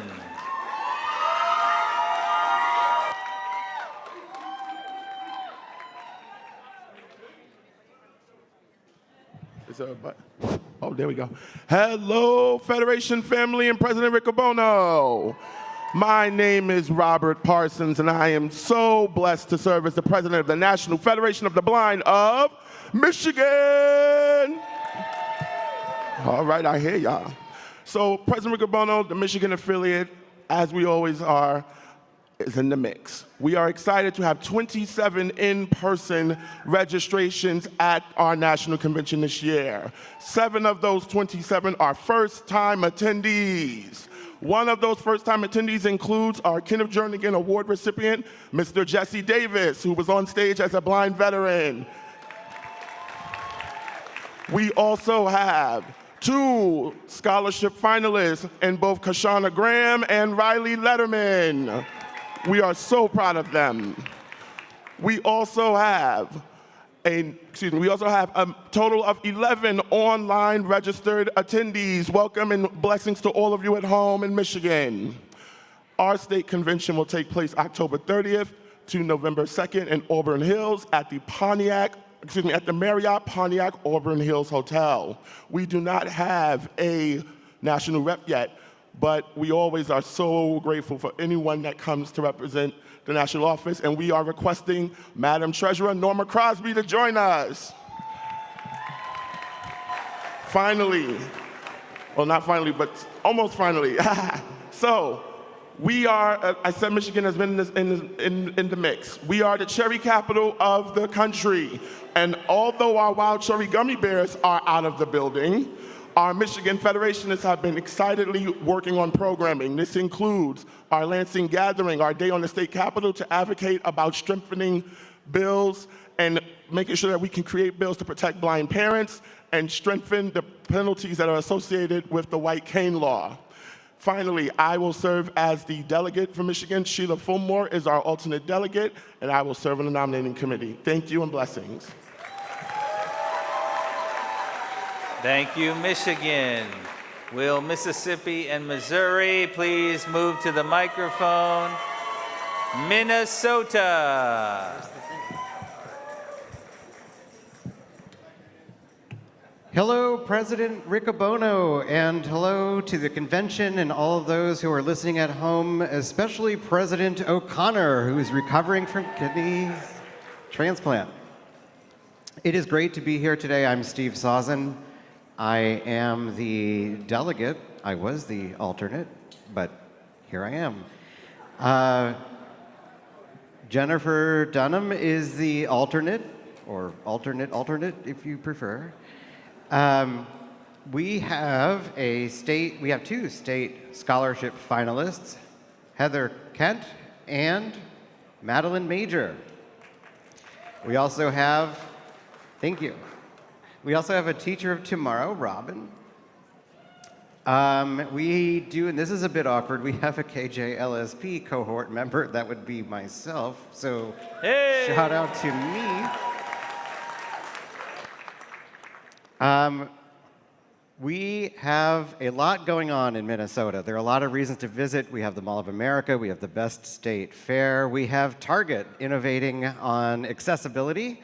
They're here. If you haven't checked them out, you should do so. They also have some great snacks. We have the Minnesota Center for the Blind restarting its programming. Check them out as well. And as if that wasn't enough, in November 14th, 15th, and 16th, our state convention will be taking place in Rochester. We hope to see all of you there. That would be amazing. We would respectfully request that Jessica Beecham be considered as an appointment for our national rep. I will serve on the nominating committee. I think that's the only thing I forgot to mention. That concludes my report. Can you give us the dates of the convention again? I sure can. November 14, 15, and 16. Thank you, Minnesota. Mississippi.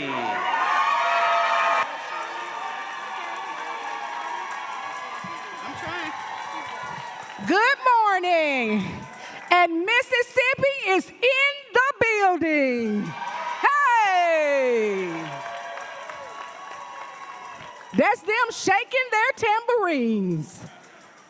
We have Kenneth Jernigan recipients, and they are Nefertiti Patman, Tamaya Rice, Ladarius Walton, and Katrina Reeves.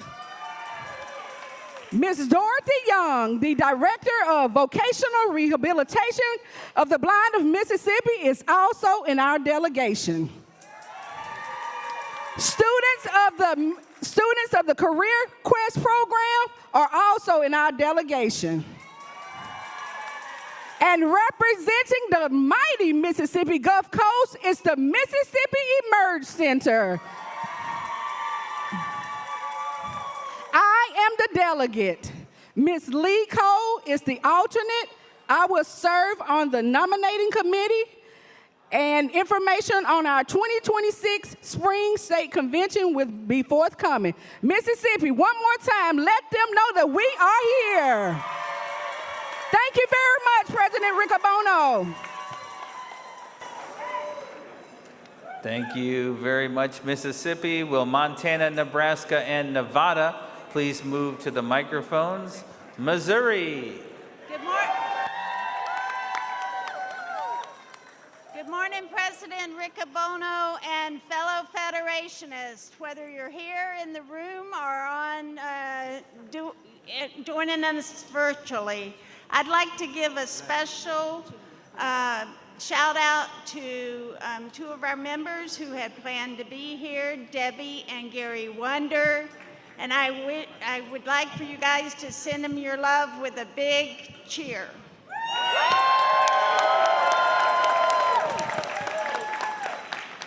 We have 5 first-timers here this year, and we have one of our state scholarship winners, Svetlana Ellers. I am the delegate. Jenny Carmack, our first vice president, is the alternate delegate. I will serve on the nominating committee. Our state convention will be April 9th through the 12th in Columbia, Missouri at the Stony Creek Inn, and come and join us.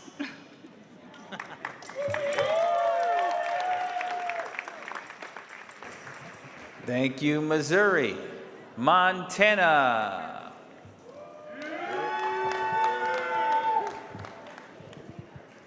Good morning, President Riccobono and fellow Federationists. We here from the great Big Sky state of Montana are very excited to be here. We may be few, but we are fierce. This year, we were able to pass legislation that provides increased protection for service animals and those that they work with, ensuring that they are paid restitution should a service animal be harmed, interfered with, or attacked during the course of their work. We were also able to oppose and assist in preventing legislation in our state that would cut funding for any organization that receives state funding under the guise of diversity, equity, and inclusion, which would have caused the reduction of any state financial assistance to many programs that provide assistance for people with disabilities. We are pleased that we have a first-timer with us and a Kenneth Jernigan scholarship recipient, Lisa. We're very pleased to have her with us here. And my name is Reggie Herbert. I'm pleased to serve as a board member for the state of Montana. And I will be serving as the alternate delegate. Our fantastic president, Jim Marks, will be serving as the delegate. Jim Marks will also be serving on the nominating committee, and our state convention details are forthcoming. Thank you very much. Thank you very much, Montana. Nebraska.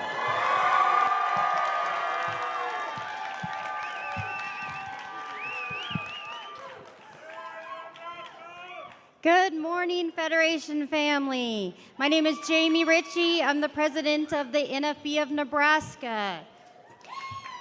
In our 87 attendee delegation, we have the executive director and several staff of the Nebraska Commission for the Blind and Visually Impaired. We have several students, staff, and parents of our Work and Gain Experience in the Summer program. And we want to give a special shout out to our virtual attendees, especially Brad and Barbara Lose, who unfortunately at the last minute could not attend.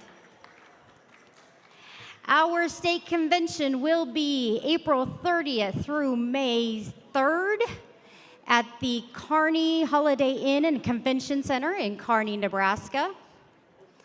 I am the delegate. The alternate delegate is Linda Mentink, and I will serve on the nominating committee. Thank you.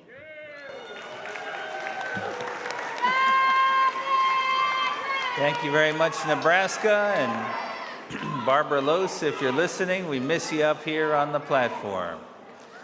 New Hampshire, New Jersey, and New Mexico, please move to the microphone. Well, you might as well say New York, too. And we will now move to Nevada. Good morning. Good morning, Mr. President and assembled Federationists. I'm Mark Tatter. I'm the president of the National Federation of the Blind of Nevada. I'm proud to report that we had our first STEM Academy this past year, and we're getting ready to have our second one as soon as we get back. I will be the delegate.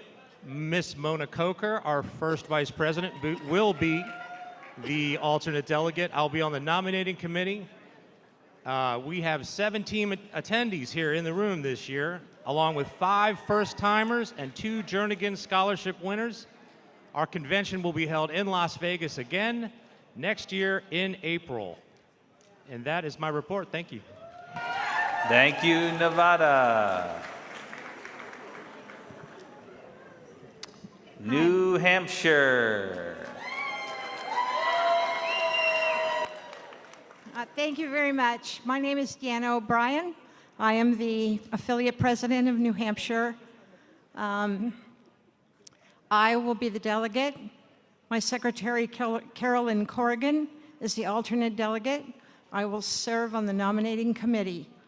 Today we have the largest group that I've had since I've become president. There are 17 of us here. I have a Jernigan Scholarship winner, my second vice president. Randy Wilson is here. I have a leadership, Jernigan Leadership and Service Program winner, Dana Trahan. I have 4 students and their families here. And I have members of the State Services for the Blind and Visually Impaired. Our next convention will be on May 29th and 30th of 2026, and the hotel has not yet been determined. Thank you so very much. Thank you very much, New Hampshire. New Jersey.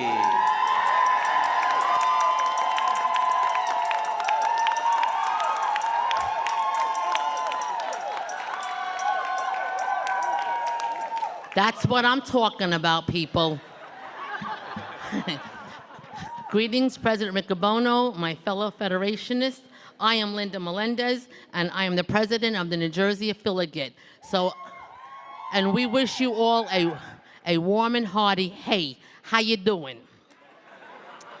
We have 44 pre-registered conventioneers, 21 virtual. We have 2 NFB scholarship finalists that we want back. All right, Louisiana and New York. They are Lauren Altman and Sergio Arguelles. I'm sorry, Sergio. I know I butchered that. We have 2 Kenneth Jernigan first-timers, Lizzie Miner and Nancy Starzinski. I also want to mention that Nancy Starzinski and her husband Dave represented New Jersey in the Bay Bridge Run, so thank you for that. We have 1 Ruffalo first-timer winner, that's Alba Miller. We have in attendance Bree Douglas, who is the newly elected president of the Northeast chapter and who participated in our first in-service, Kenneth Jernigan in-service program. We have 6 state agency employees. We held our STEM to You on June 7th. We also had our leadership seminar in April at our National Center for 30 Future Leaders. Thank you, President Riccobono and Danielle McCann, for helping us with that. To reconcile our accounts easily, and I know fiscal service appreciates us, we are moving away from checks and we are implementing ACHs, which our reimbursement people really enjoy, and it's making it much easier for us. We have implemented chapter email addresses at nfbnj.org and chapter president numbers for succession planning. We have created chapter outreach and sponsorship toolkits, which will help them with a QR code for easy donations because we want the money. We have given them 6-foot logo tablecloths and skirts. We have given them sponsorship and affiliate brochures that we have created. We have set up business cards for our chapters, outreach, students, committees. There are QR codes on our pamphlets and our business cards for easy downloading, how to become a member, create a contact, sponsorship levels, and social media. Please follow, share, and like us on social media. Along with a guide to set up the table, frequently answered questions, and conversation starters. In November, we are attending our very first 3-day League of Municipality event in Atlantic City to meet statewide elected representatives and shareholders to share about the NFB. We have created an affiliate legislation team that is being chaired by our very own Nancy Starzinski with representatives from each chapter so we can get some laws passed in New Jersey. It's about time. Please check out our website, our photo gallery, to view our events, pictures with all text. Our hybrid caucus meeting will take place tonight, 7 p.m. Central in Salon B, 8 p.m. Eastern on the affiliate Zoom. Bring your banquet tickets if you wish to sit with the affiliate. In closing, I am the delegate serving on the nomination committee. Leah Stone, our amazing first vice president, is the alternate delegate. Our 2025, which is our 49th annual state convention, Live the Life You Want, Building Champions, will be held from Thursday, October 23rd through Sunday, October 26th at the APA Hotel located in Woodbridge, New Jersey. And to help with our state legislation movement, we are requesting John Perret as our national rep. And please, as a 2-year breast cancer survivor, I don't want you all to forget about your annual preventive screenings because this can make the difference between your life and your death. We want you to live the lives you want. Thank you. Thank you, New Jersey.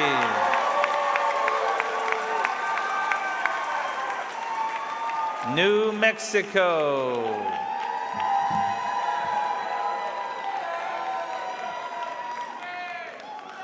All right, New Mexico's out there. Where are you? Where's New Mexico? There they are. Okay, they're awake. Just checking. Good morning, Federation family, President Riccobono and members of the board. I am Tara Chavez. I serve as the affiliate president in New Mexico, the home of green chili. The green chili capital of the world. I know Michigan, you said cherry capital, but you know, we have green chili in New Mexico. It's okay. We have 34 attendees pre-registered at this convention in person. In addition, if I had to guess, I'd say we have about 30 plus out there on Zoom. Welcome to our Zoom folks. And we also are proud to have Mary Nix, a scholarship finalist this year. We have the executive director of the New Mexico Commission for the Blind, Greg Trapp, in our delegation. We have the director of the New Mexico Commission for the Blind Orientation Center, Director Jamie Simpson, with our delegation, along with staff and 2 of our students who are also first-time attendees. We also have 2 parents and their blind children who won our scholarship to come to this convention, Shelley Smith and Elliot Hitchcock, and Celia Perea and Adrina Garcia. So please say hi to them if you see them around the convention. For our convention, we will have our state convention on October 23rd through 26th at the Sheraton Uptown Albuquerque in, well, Albuquerque, New Mexico. We do not have a national rep yet assigned. For the nominating committee, I am the delegate for this convention. Our first vice president, Frank Maestas, is the alternate delegate. I will serve on the nominating committee. Thank you very much. Thank you, New Mexico. Will North Carolina, North Dakota, and Ohio please move to microphones? New York.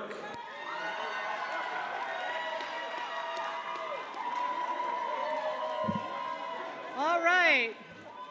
I guess New York had their coffee this morning, or whatever they're powered by. I'm hoping it's coffee. All right, my name is Aubrey Bird. I will serve as our delegate. The indomitable Rashida Bunting will serve as our alternate. I will serve on the nominating committee. I'd like to mention a few people. First of all, we have a teacher of tomorrow, Teresa Brenham, with us. We have not one, not two, but three scholarship winners.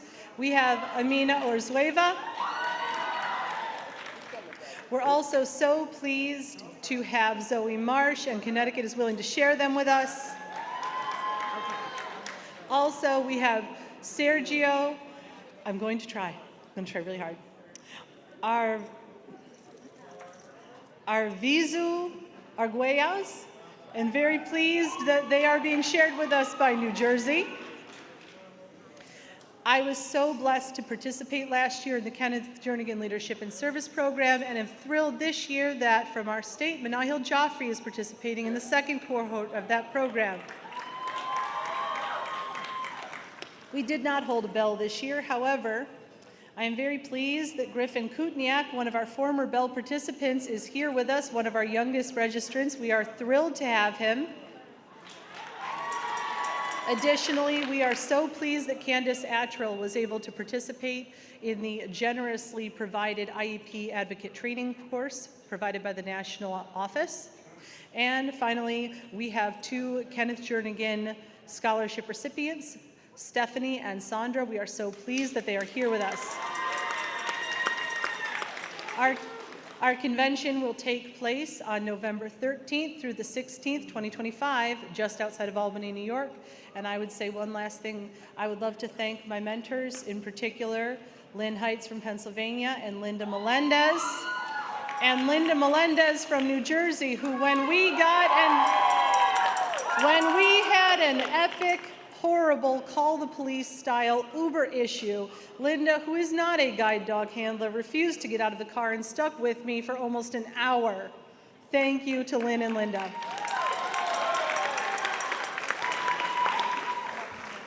Thank you, New York. North Carolina.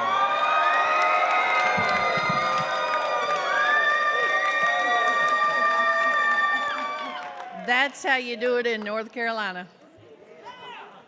My name is Sharon Weddington. I am the president of the North Carolina affiliate, and we have lots to brag about, but what I'm bragging about the most tonight is we have started a new chapter, so we are growing the Federation family. I will be on the nominating committee. I will be the delegate. Alternate delegate is Larry Herring, our first vice president. Our convention will be September 11th through 14 at Marriott Oceanfront, Carolina Beach, North Carolina. And we're going to be learning from seahorses and mermaids. Everybody, please come join us. Thank you. Thank you, North Carolina. North Dakota. Hello, Federation family. I'm Angelita Martinez. I serve as the North Dakota affiliate president. Our convention will be in Fargo, September 20th and 21st. I am the delegate. I will serve on the nominating committee. Our alternate is Sherry Shirek. Thank you, Mr. President. Thank you, North Dakota. Will Oklahoma, Oregon, and Pennsylvania please move to the microphones? I have an announcement here from Jennifer Wenzel at the NFB information table, which says we at the information desk would love to reunite people with their lost items. We are acquiring some valuables and do not want to take them home. If you find items others may want back, please bring them to the information desk, which is located just outside the ballroom doors. Ohio.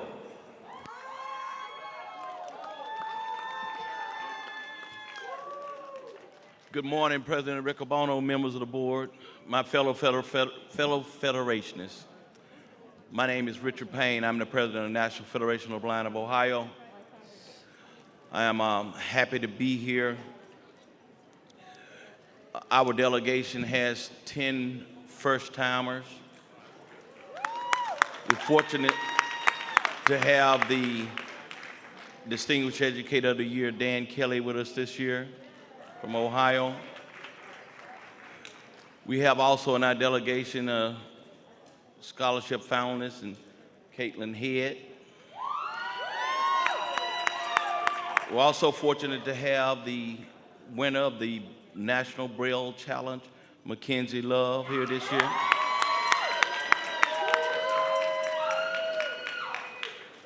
Mr. President, I will serve as the delegate. Suzanne Turner will be the alternate delegate. I will serve on the nominating committee. Our convention will be held November the 6th, 7th, 8th, and 9th at Westlake, Ohio. The Wyndham Garden Inn, formerly the Doubletree. So there won't be any chocolate chip cookies, but we guarantee you Ohio philosophy from the Federation and Ohio hospitality. That is my report, sir. Thank you. Thank you, Ohio. Oklahoma. Good morning, President Riccobono and members of the board and my Federation family. I am Oklahoma. Oh, I thought this is Oklahoma. Okay, sorry. I'm being interrupted, my bad. I send you greetings from the great state of Oklahoma, home of the 2025 NBA champion Oklahoma City Thunder. Woo, woo, woo! I am Audrey T. Farnham. I am president of the National Federation of the Blind of Oklahoma. I'm excited to share that we have just launched a new chapter in Tulsa, Oklahoma. We have 3 first-time delegates three first-time attendees in our delegation. We have 4 staff members from the Oklahoma Department of Rehabilitation Services in our delegation. I will serve as the delegate, and I will serve on the nominating committee.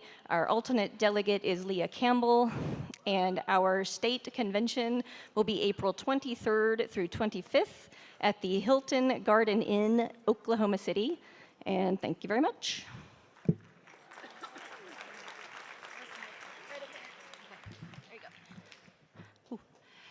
Hello, everyone. I am Stephanie McGarry. I'm the newly elected president of the National Federation of Blind of Oregon.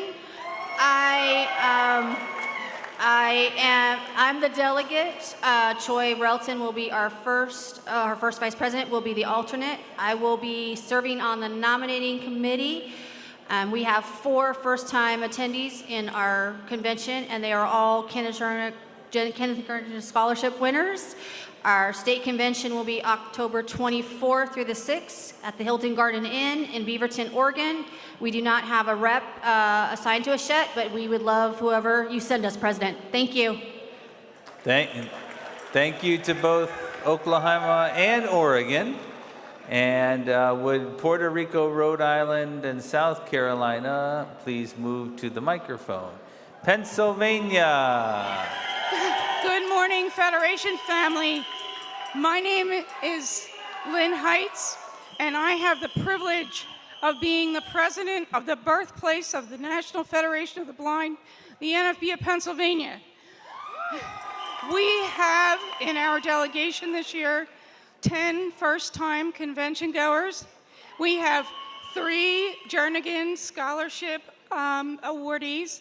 We have 4 National Scholarship finalists, Mandy Smith, Tobin Harnish, Nora Crasett, and Wasim Aljan Narez, and I hope I didn't mess that up too badly. I will serve as the delegate. My first vice president, David Goldstein, is the alternate delegate. Our convention this year will be November 13th to November 16th at the Best Western Premier in Harrisburg, Pennsylvania. We plan on having a special celebration Sunday morning to celebrate the 85th anniversary of the National Federation of the Blind. And my members would not let me pass without saying we are also the home of the NFL champions, Philadelphia Eagles.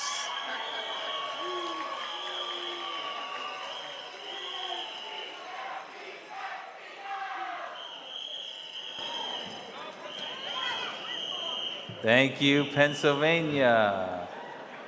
Puerto Rico. Buenos días. Good morning, my Federation family, President Rico Bono, and the Board of Directors.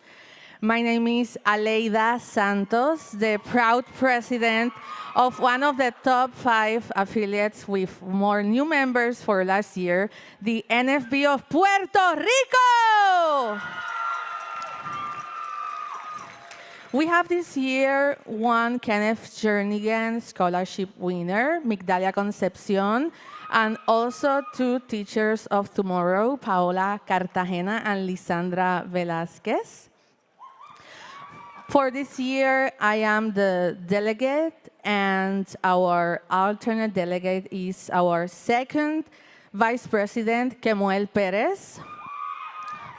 I will be also serving in the nominating committee, and this year's convention will be in the 4 Points by Sheraton Hotel in Caguas, Puerto Rico on December 12th to the 14th, so you are all invited to have a great Christmas with us. We don't have a national representative assigned yet, but we will be very happy to have with us Jessica Beecham.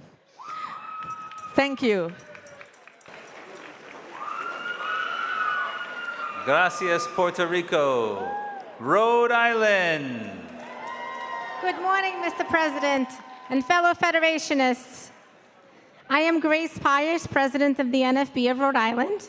I bring greetings from the Ocean State. This year I'm happy to say that we have 12 members in our delegation, 5 first-timers. We have 1 scholarship finalist, Ryan Lukowitz. We're so proud of you, Ryan. We have 1 Kenneth Jernigan scholarship winner. And we also have 1 Career Quest participant. And for the first time ever, we have 1 staff member from Office of Rehabilitation Services, Services for the Blind of Rhode Island. We are happy to report that this year, our Bell is back in Rhode Island. We're finishing up our Bell program this week. I will be serving on the nominating committee. I am the delegate. Rui Cabral is the alternate delegate. Our convention is October 3rd and 4th at the Crown Plaza Hotel in Warwick. And that concludes my report. Thank you. Thank you, Rhode Island. Will South Dakota, Tennessee, and Texas please get to the microphones? We will now move to South Carolina. Good morning, President Riccobono, Board of Directors, and Convention assembled.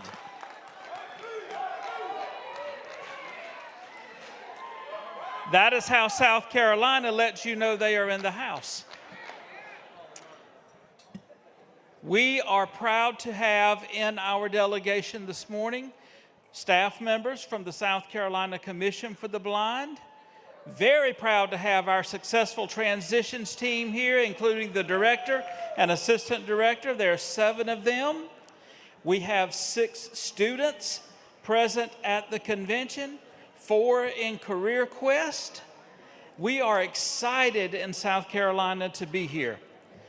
There are also 9 chapter and division presidents with us today, and there are some 86 people in the delegation that we're aware of at the moment. We are very excited to have with us and it has been a while, past President Parnell Diggs and his lovely wife, Kim. I will serve as the delegate. Secretary Shannon Cook will serve as the alternate delegate. Our convention is August 14 through 17 at the Doubletree by Hilton in Columbia, South Carolina. I will serve on the nominating committee, and we are very excited to welcome to our convention as the delegate Sheila Wright of Mississippi. Thank you, President Riccobono. That is my report. Thank you, South Carolina. South Dakota.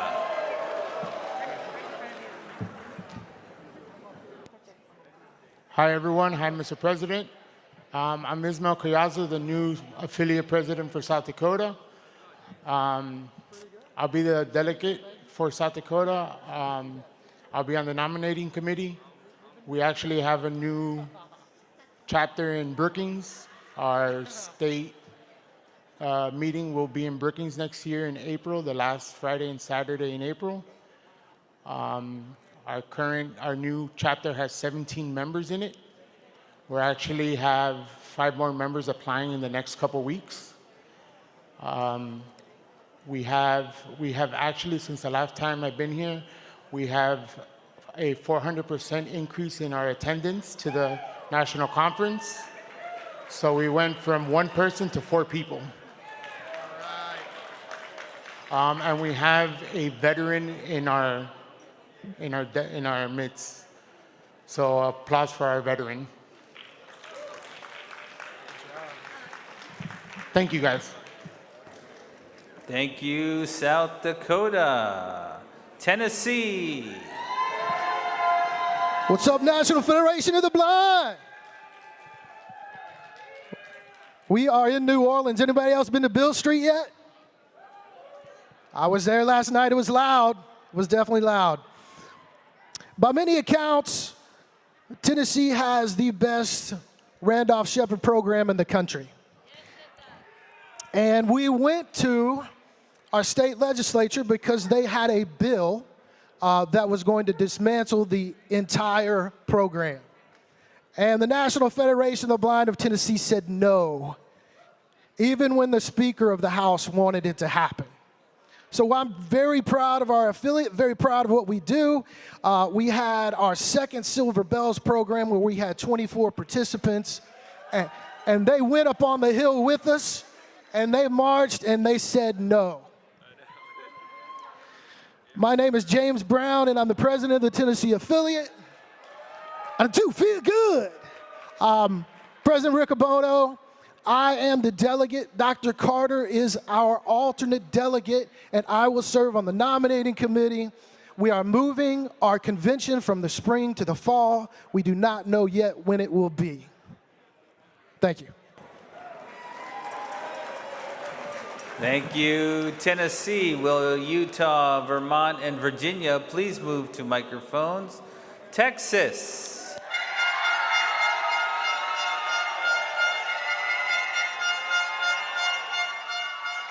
Greeting. Oh, okay, y'all. Okay. Just wait a minute, Norma.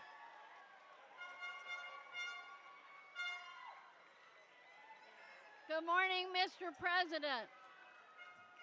Okay, Texas, settle down. Good morning, Mr. President. I'm Norma. Oh. Well, there you go. Now I'm on. No wonder I couldn't get them to settle down. This is Norma Crosby, President of the National Federation of the Blind of Texas, and proud treasurer of the National Federation of the Blind.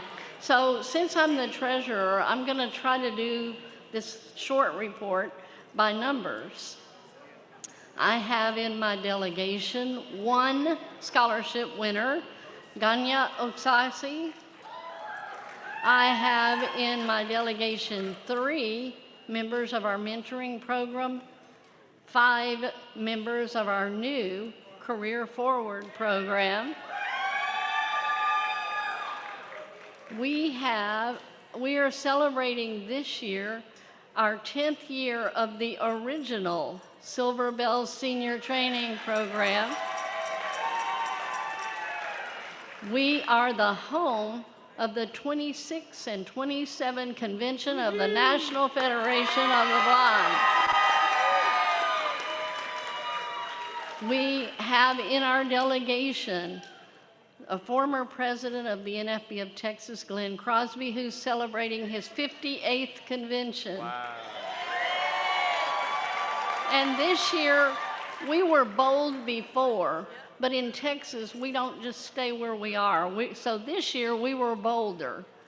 And through our blind-centered camping experience for both blind children and adults, we had 144 instructors and participants participate in the 2025 Boulder program. Awesome. Mr. President, I will serve as the delegate. Raul Gallegos, our first vice president, will serve as the alternate delegate. Our convention is the weekend of October 30th through November 2nd in Houston, Texas at the DoubleTree Hotel. And I can't remember if I said it, but I will serve on the nominating committee. Thank you, sir.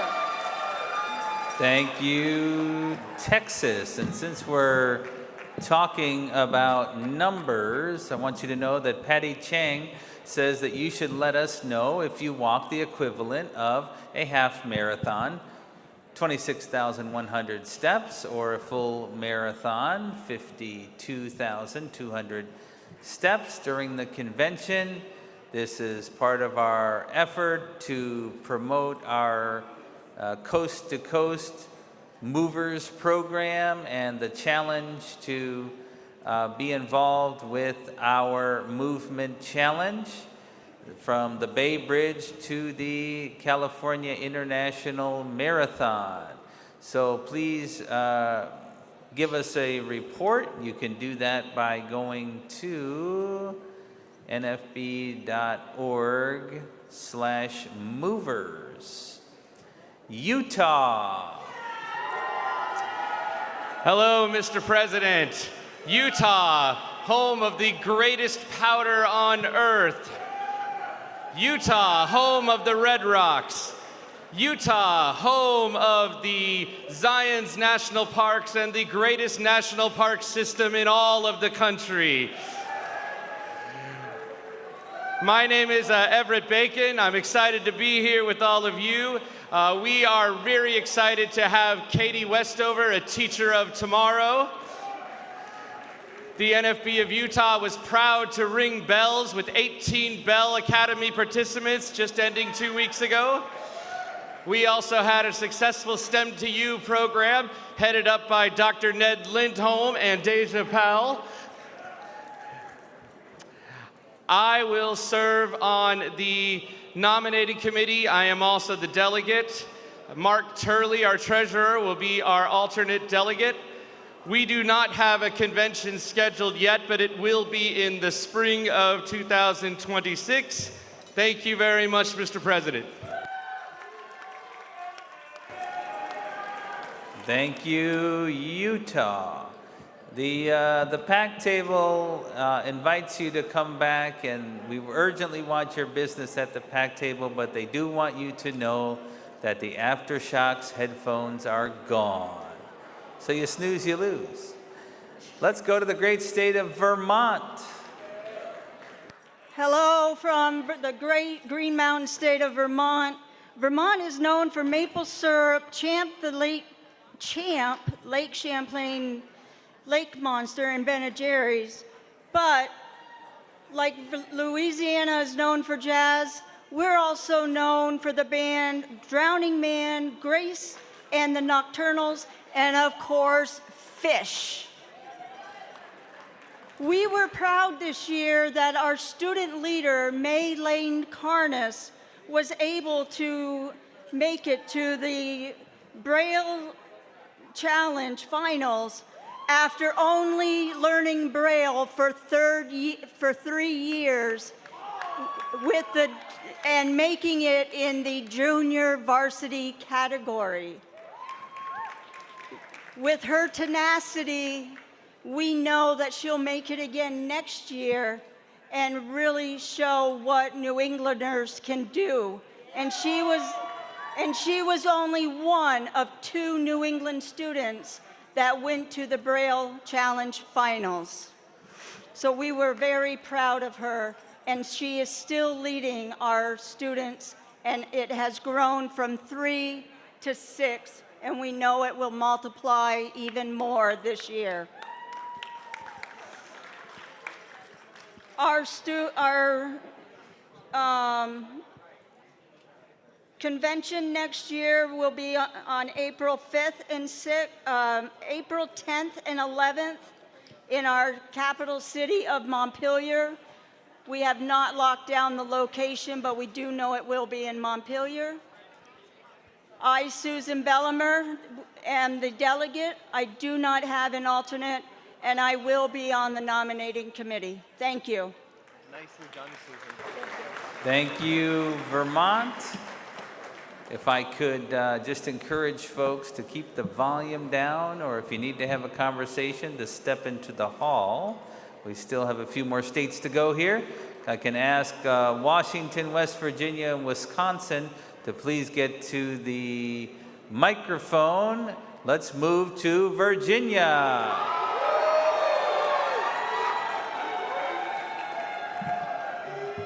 Greetings from Virginia. I am Tracy Safranco, President, National Federation of the Blind of Virginia. We are proud to have passed a web accessibility bill in Virginia to improve colleges, universities, K-12 schools, and state processes to make sure things are accessible for every one of us. We have a participant in the Kenneth Jernigan Leadership and Service Program, Renee Valdez from Virginia. We have in our delegation, Melody Roan, Director of the Virginia Rehab Center for the Blind. We have a new chapter, our Loudoun County chapter, and we have 5 members of that chapter present here at this convention. We have 13 first-timers at our convention. We have a teacher of tomorrow, Manda Johnson. We have a scholarship finalist, Caleb Calhoun. We had 55 participants in our Silver Bells Senior Empowerment Program this year. We are the 2nd Silver Bells, and I was thrilled to hear so many other states are following our lead. Oh wait, Texas might have had that lead. Sorry, Texas. That program is has been run by Sandy Halverson. We have 25 participants in our pre-employment transition program, Project Rise, including 3 who are here at their first convention. That program is run by Joe Orozco. I am the delegate, and Joe is the alternate delegate. I will serve on the nominating committee. Our state convention is October 30th through November 2nd. It will be in Virginia Beach at the Wyndham Virginia Beach oceanfront. There is no national representative assigned, and we are eager to welcome you for Halloween at the beach. Thank you. Thank you, Virginia. Washington. Good morning, Mr. President and my Federation family. I am Marcy Carpenter, and I'm honored to serve as the president of the National Federation of the Blind of Washington. Where we don't have gators, we have whales, which we call orcas. Washington is the best corner of the country. I will serve as a delegate. Corey Grandstaff is our alternate delegate. He is also a member of the Kenneth Jernigan Leadership in Service program. We have several new first-timers with us today, including Terry, who is a Kenneth Jernigan Scholarship winner and a recent graduate of the Colorado Center for the Blind. I have a special announcement to make. We just got our contract for our 2026 convention, so our affiliate hasn't even heard this yet. We will be meeting March 19th through the 22nd, 2026 at the DoubleTree by Hilton in Seattle-Tacoma International Airport. Yes, there we are, over by the wall at the far end of the room. Come check us out at lunch at table A46 to get your chocolates and enter our Metaglasses drawing.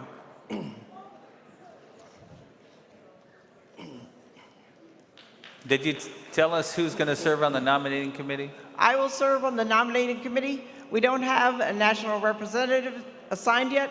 We would love to welcome everyone to our convention next year, and we would love to welcome Norma Crosby as our national representative. Thank you, sir. Thank you, Washington. West Virginia.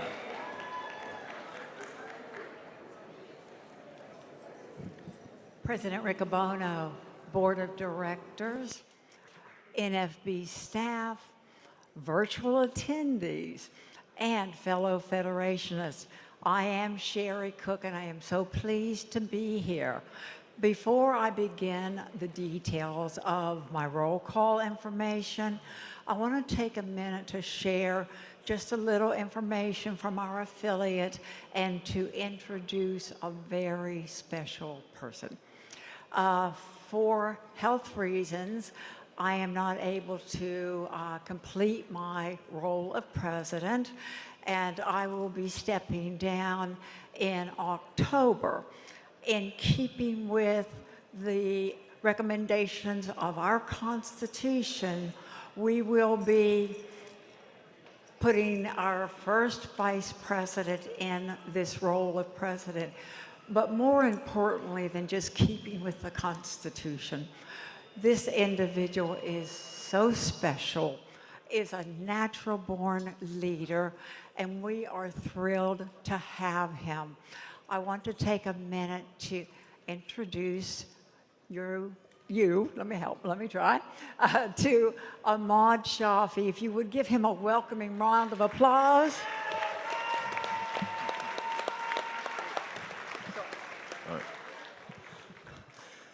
Hey, NFB family, how's it going? So just real fast, just about me, I'm a recent LCB graduate, so it's kind of good being back out here in Louisiana. I'm just thankful to be here, and that's all I have to say.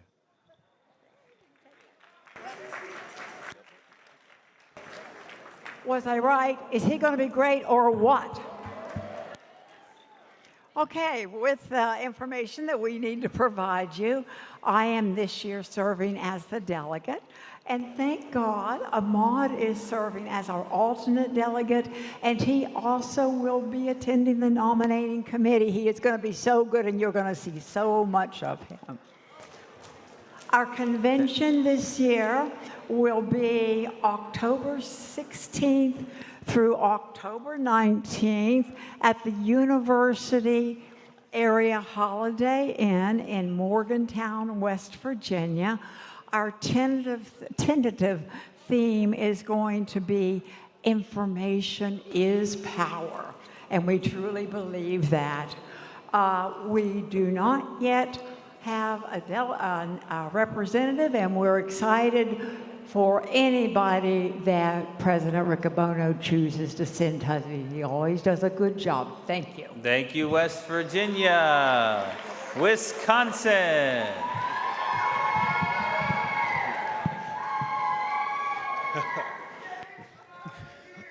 Greetings, President Riccobono, from your original home state of Wisconsin. It's good to be here.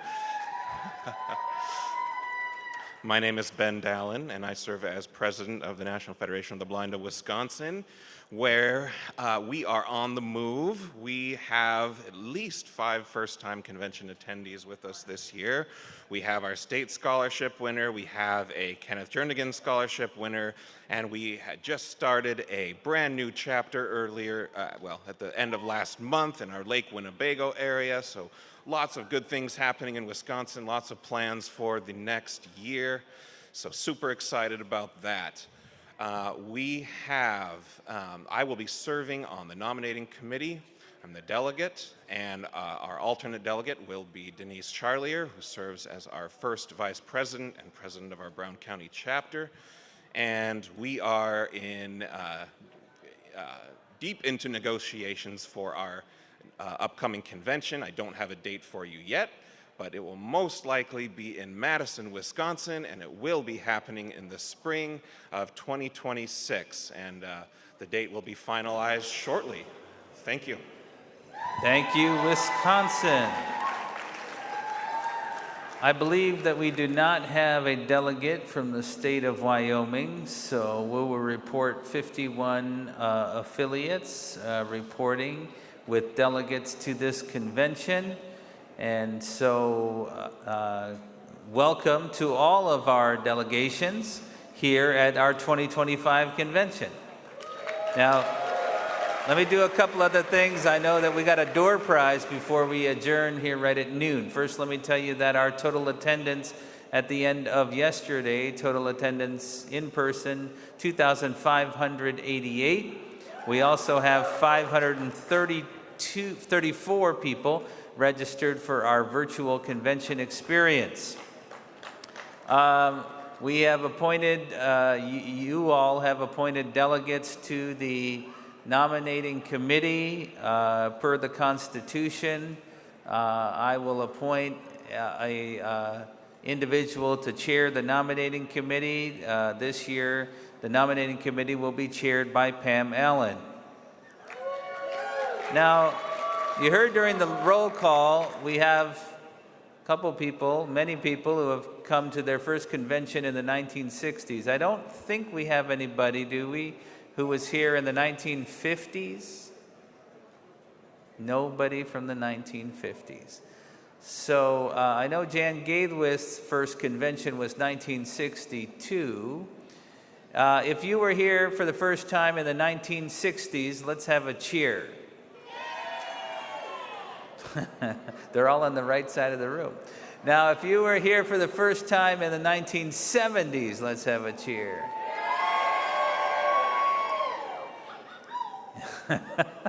And if you were here for the first time in the 1980s, the 1990s, the first decade of the 2000s, and how about the 2010 decade? And if you're here at your first convention, how about a cheer? All right, now how about one big old Federation family cheer?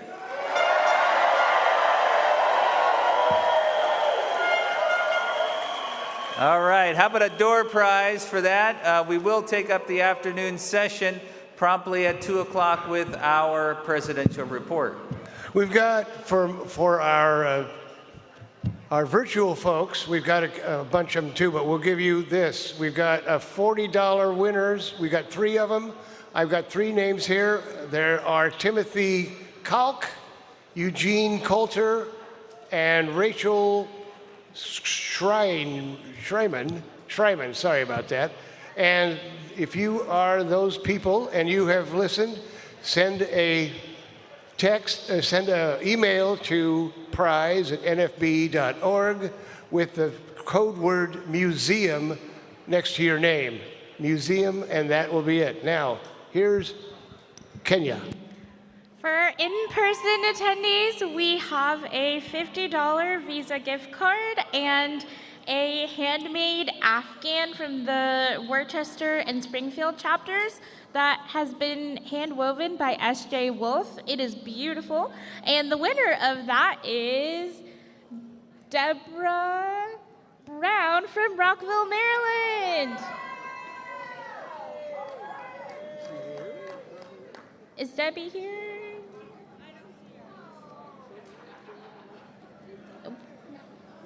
What about Mark Buckmister from Nebraska?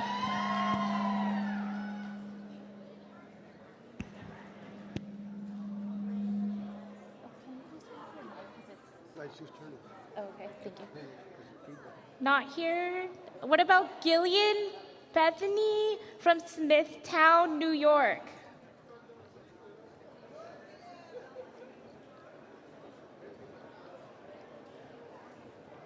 What about Hugh Yetterman from Alabama?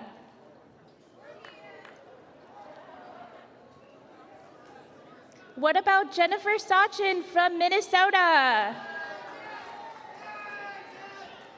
Here? Okay, she's here. Okay, we will stand adjourned till 2 o'clock for the presidential report.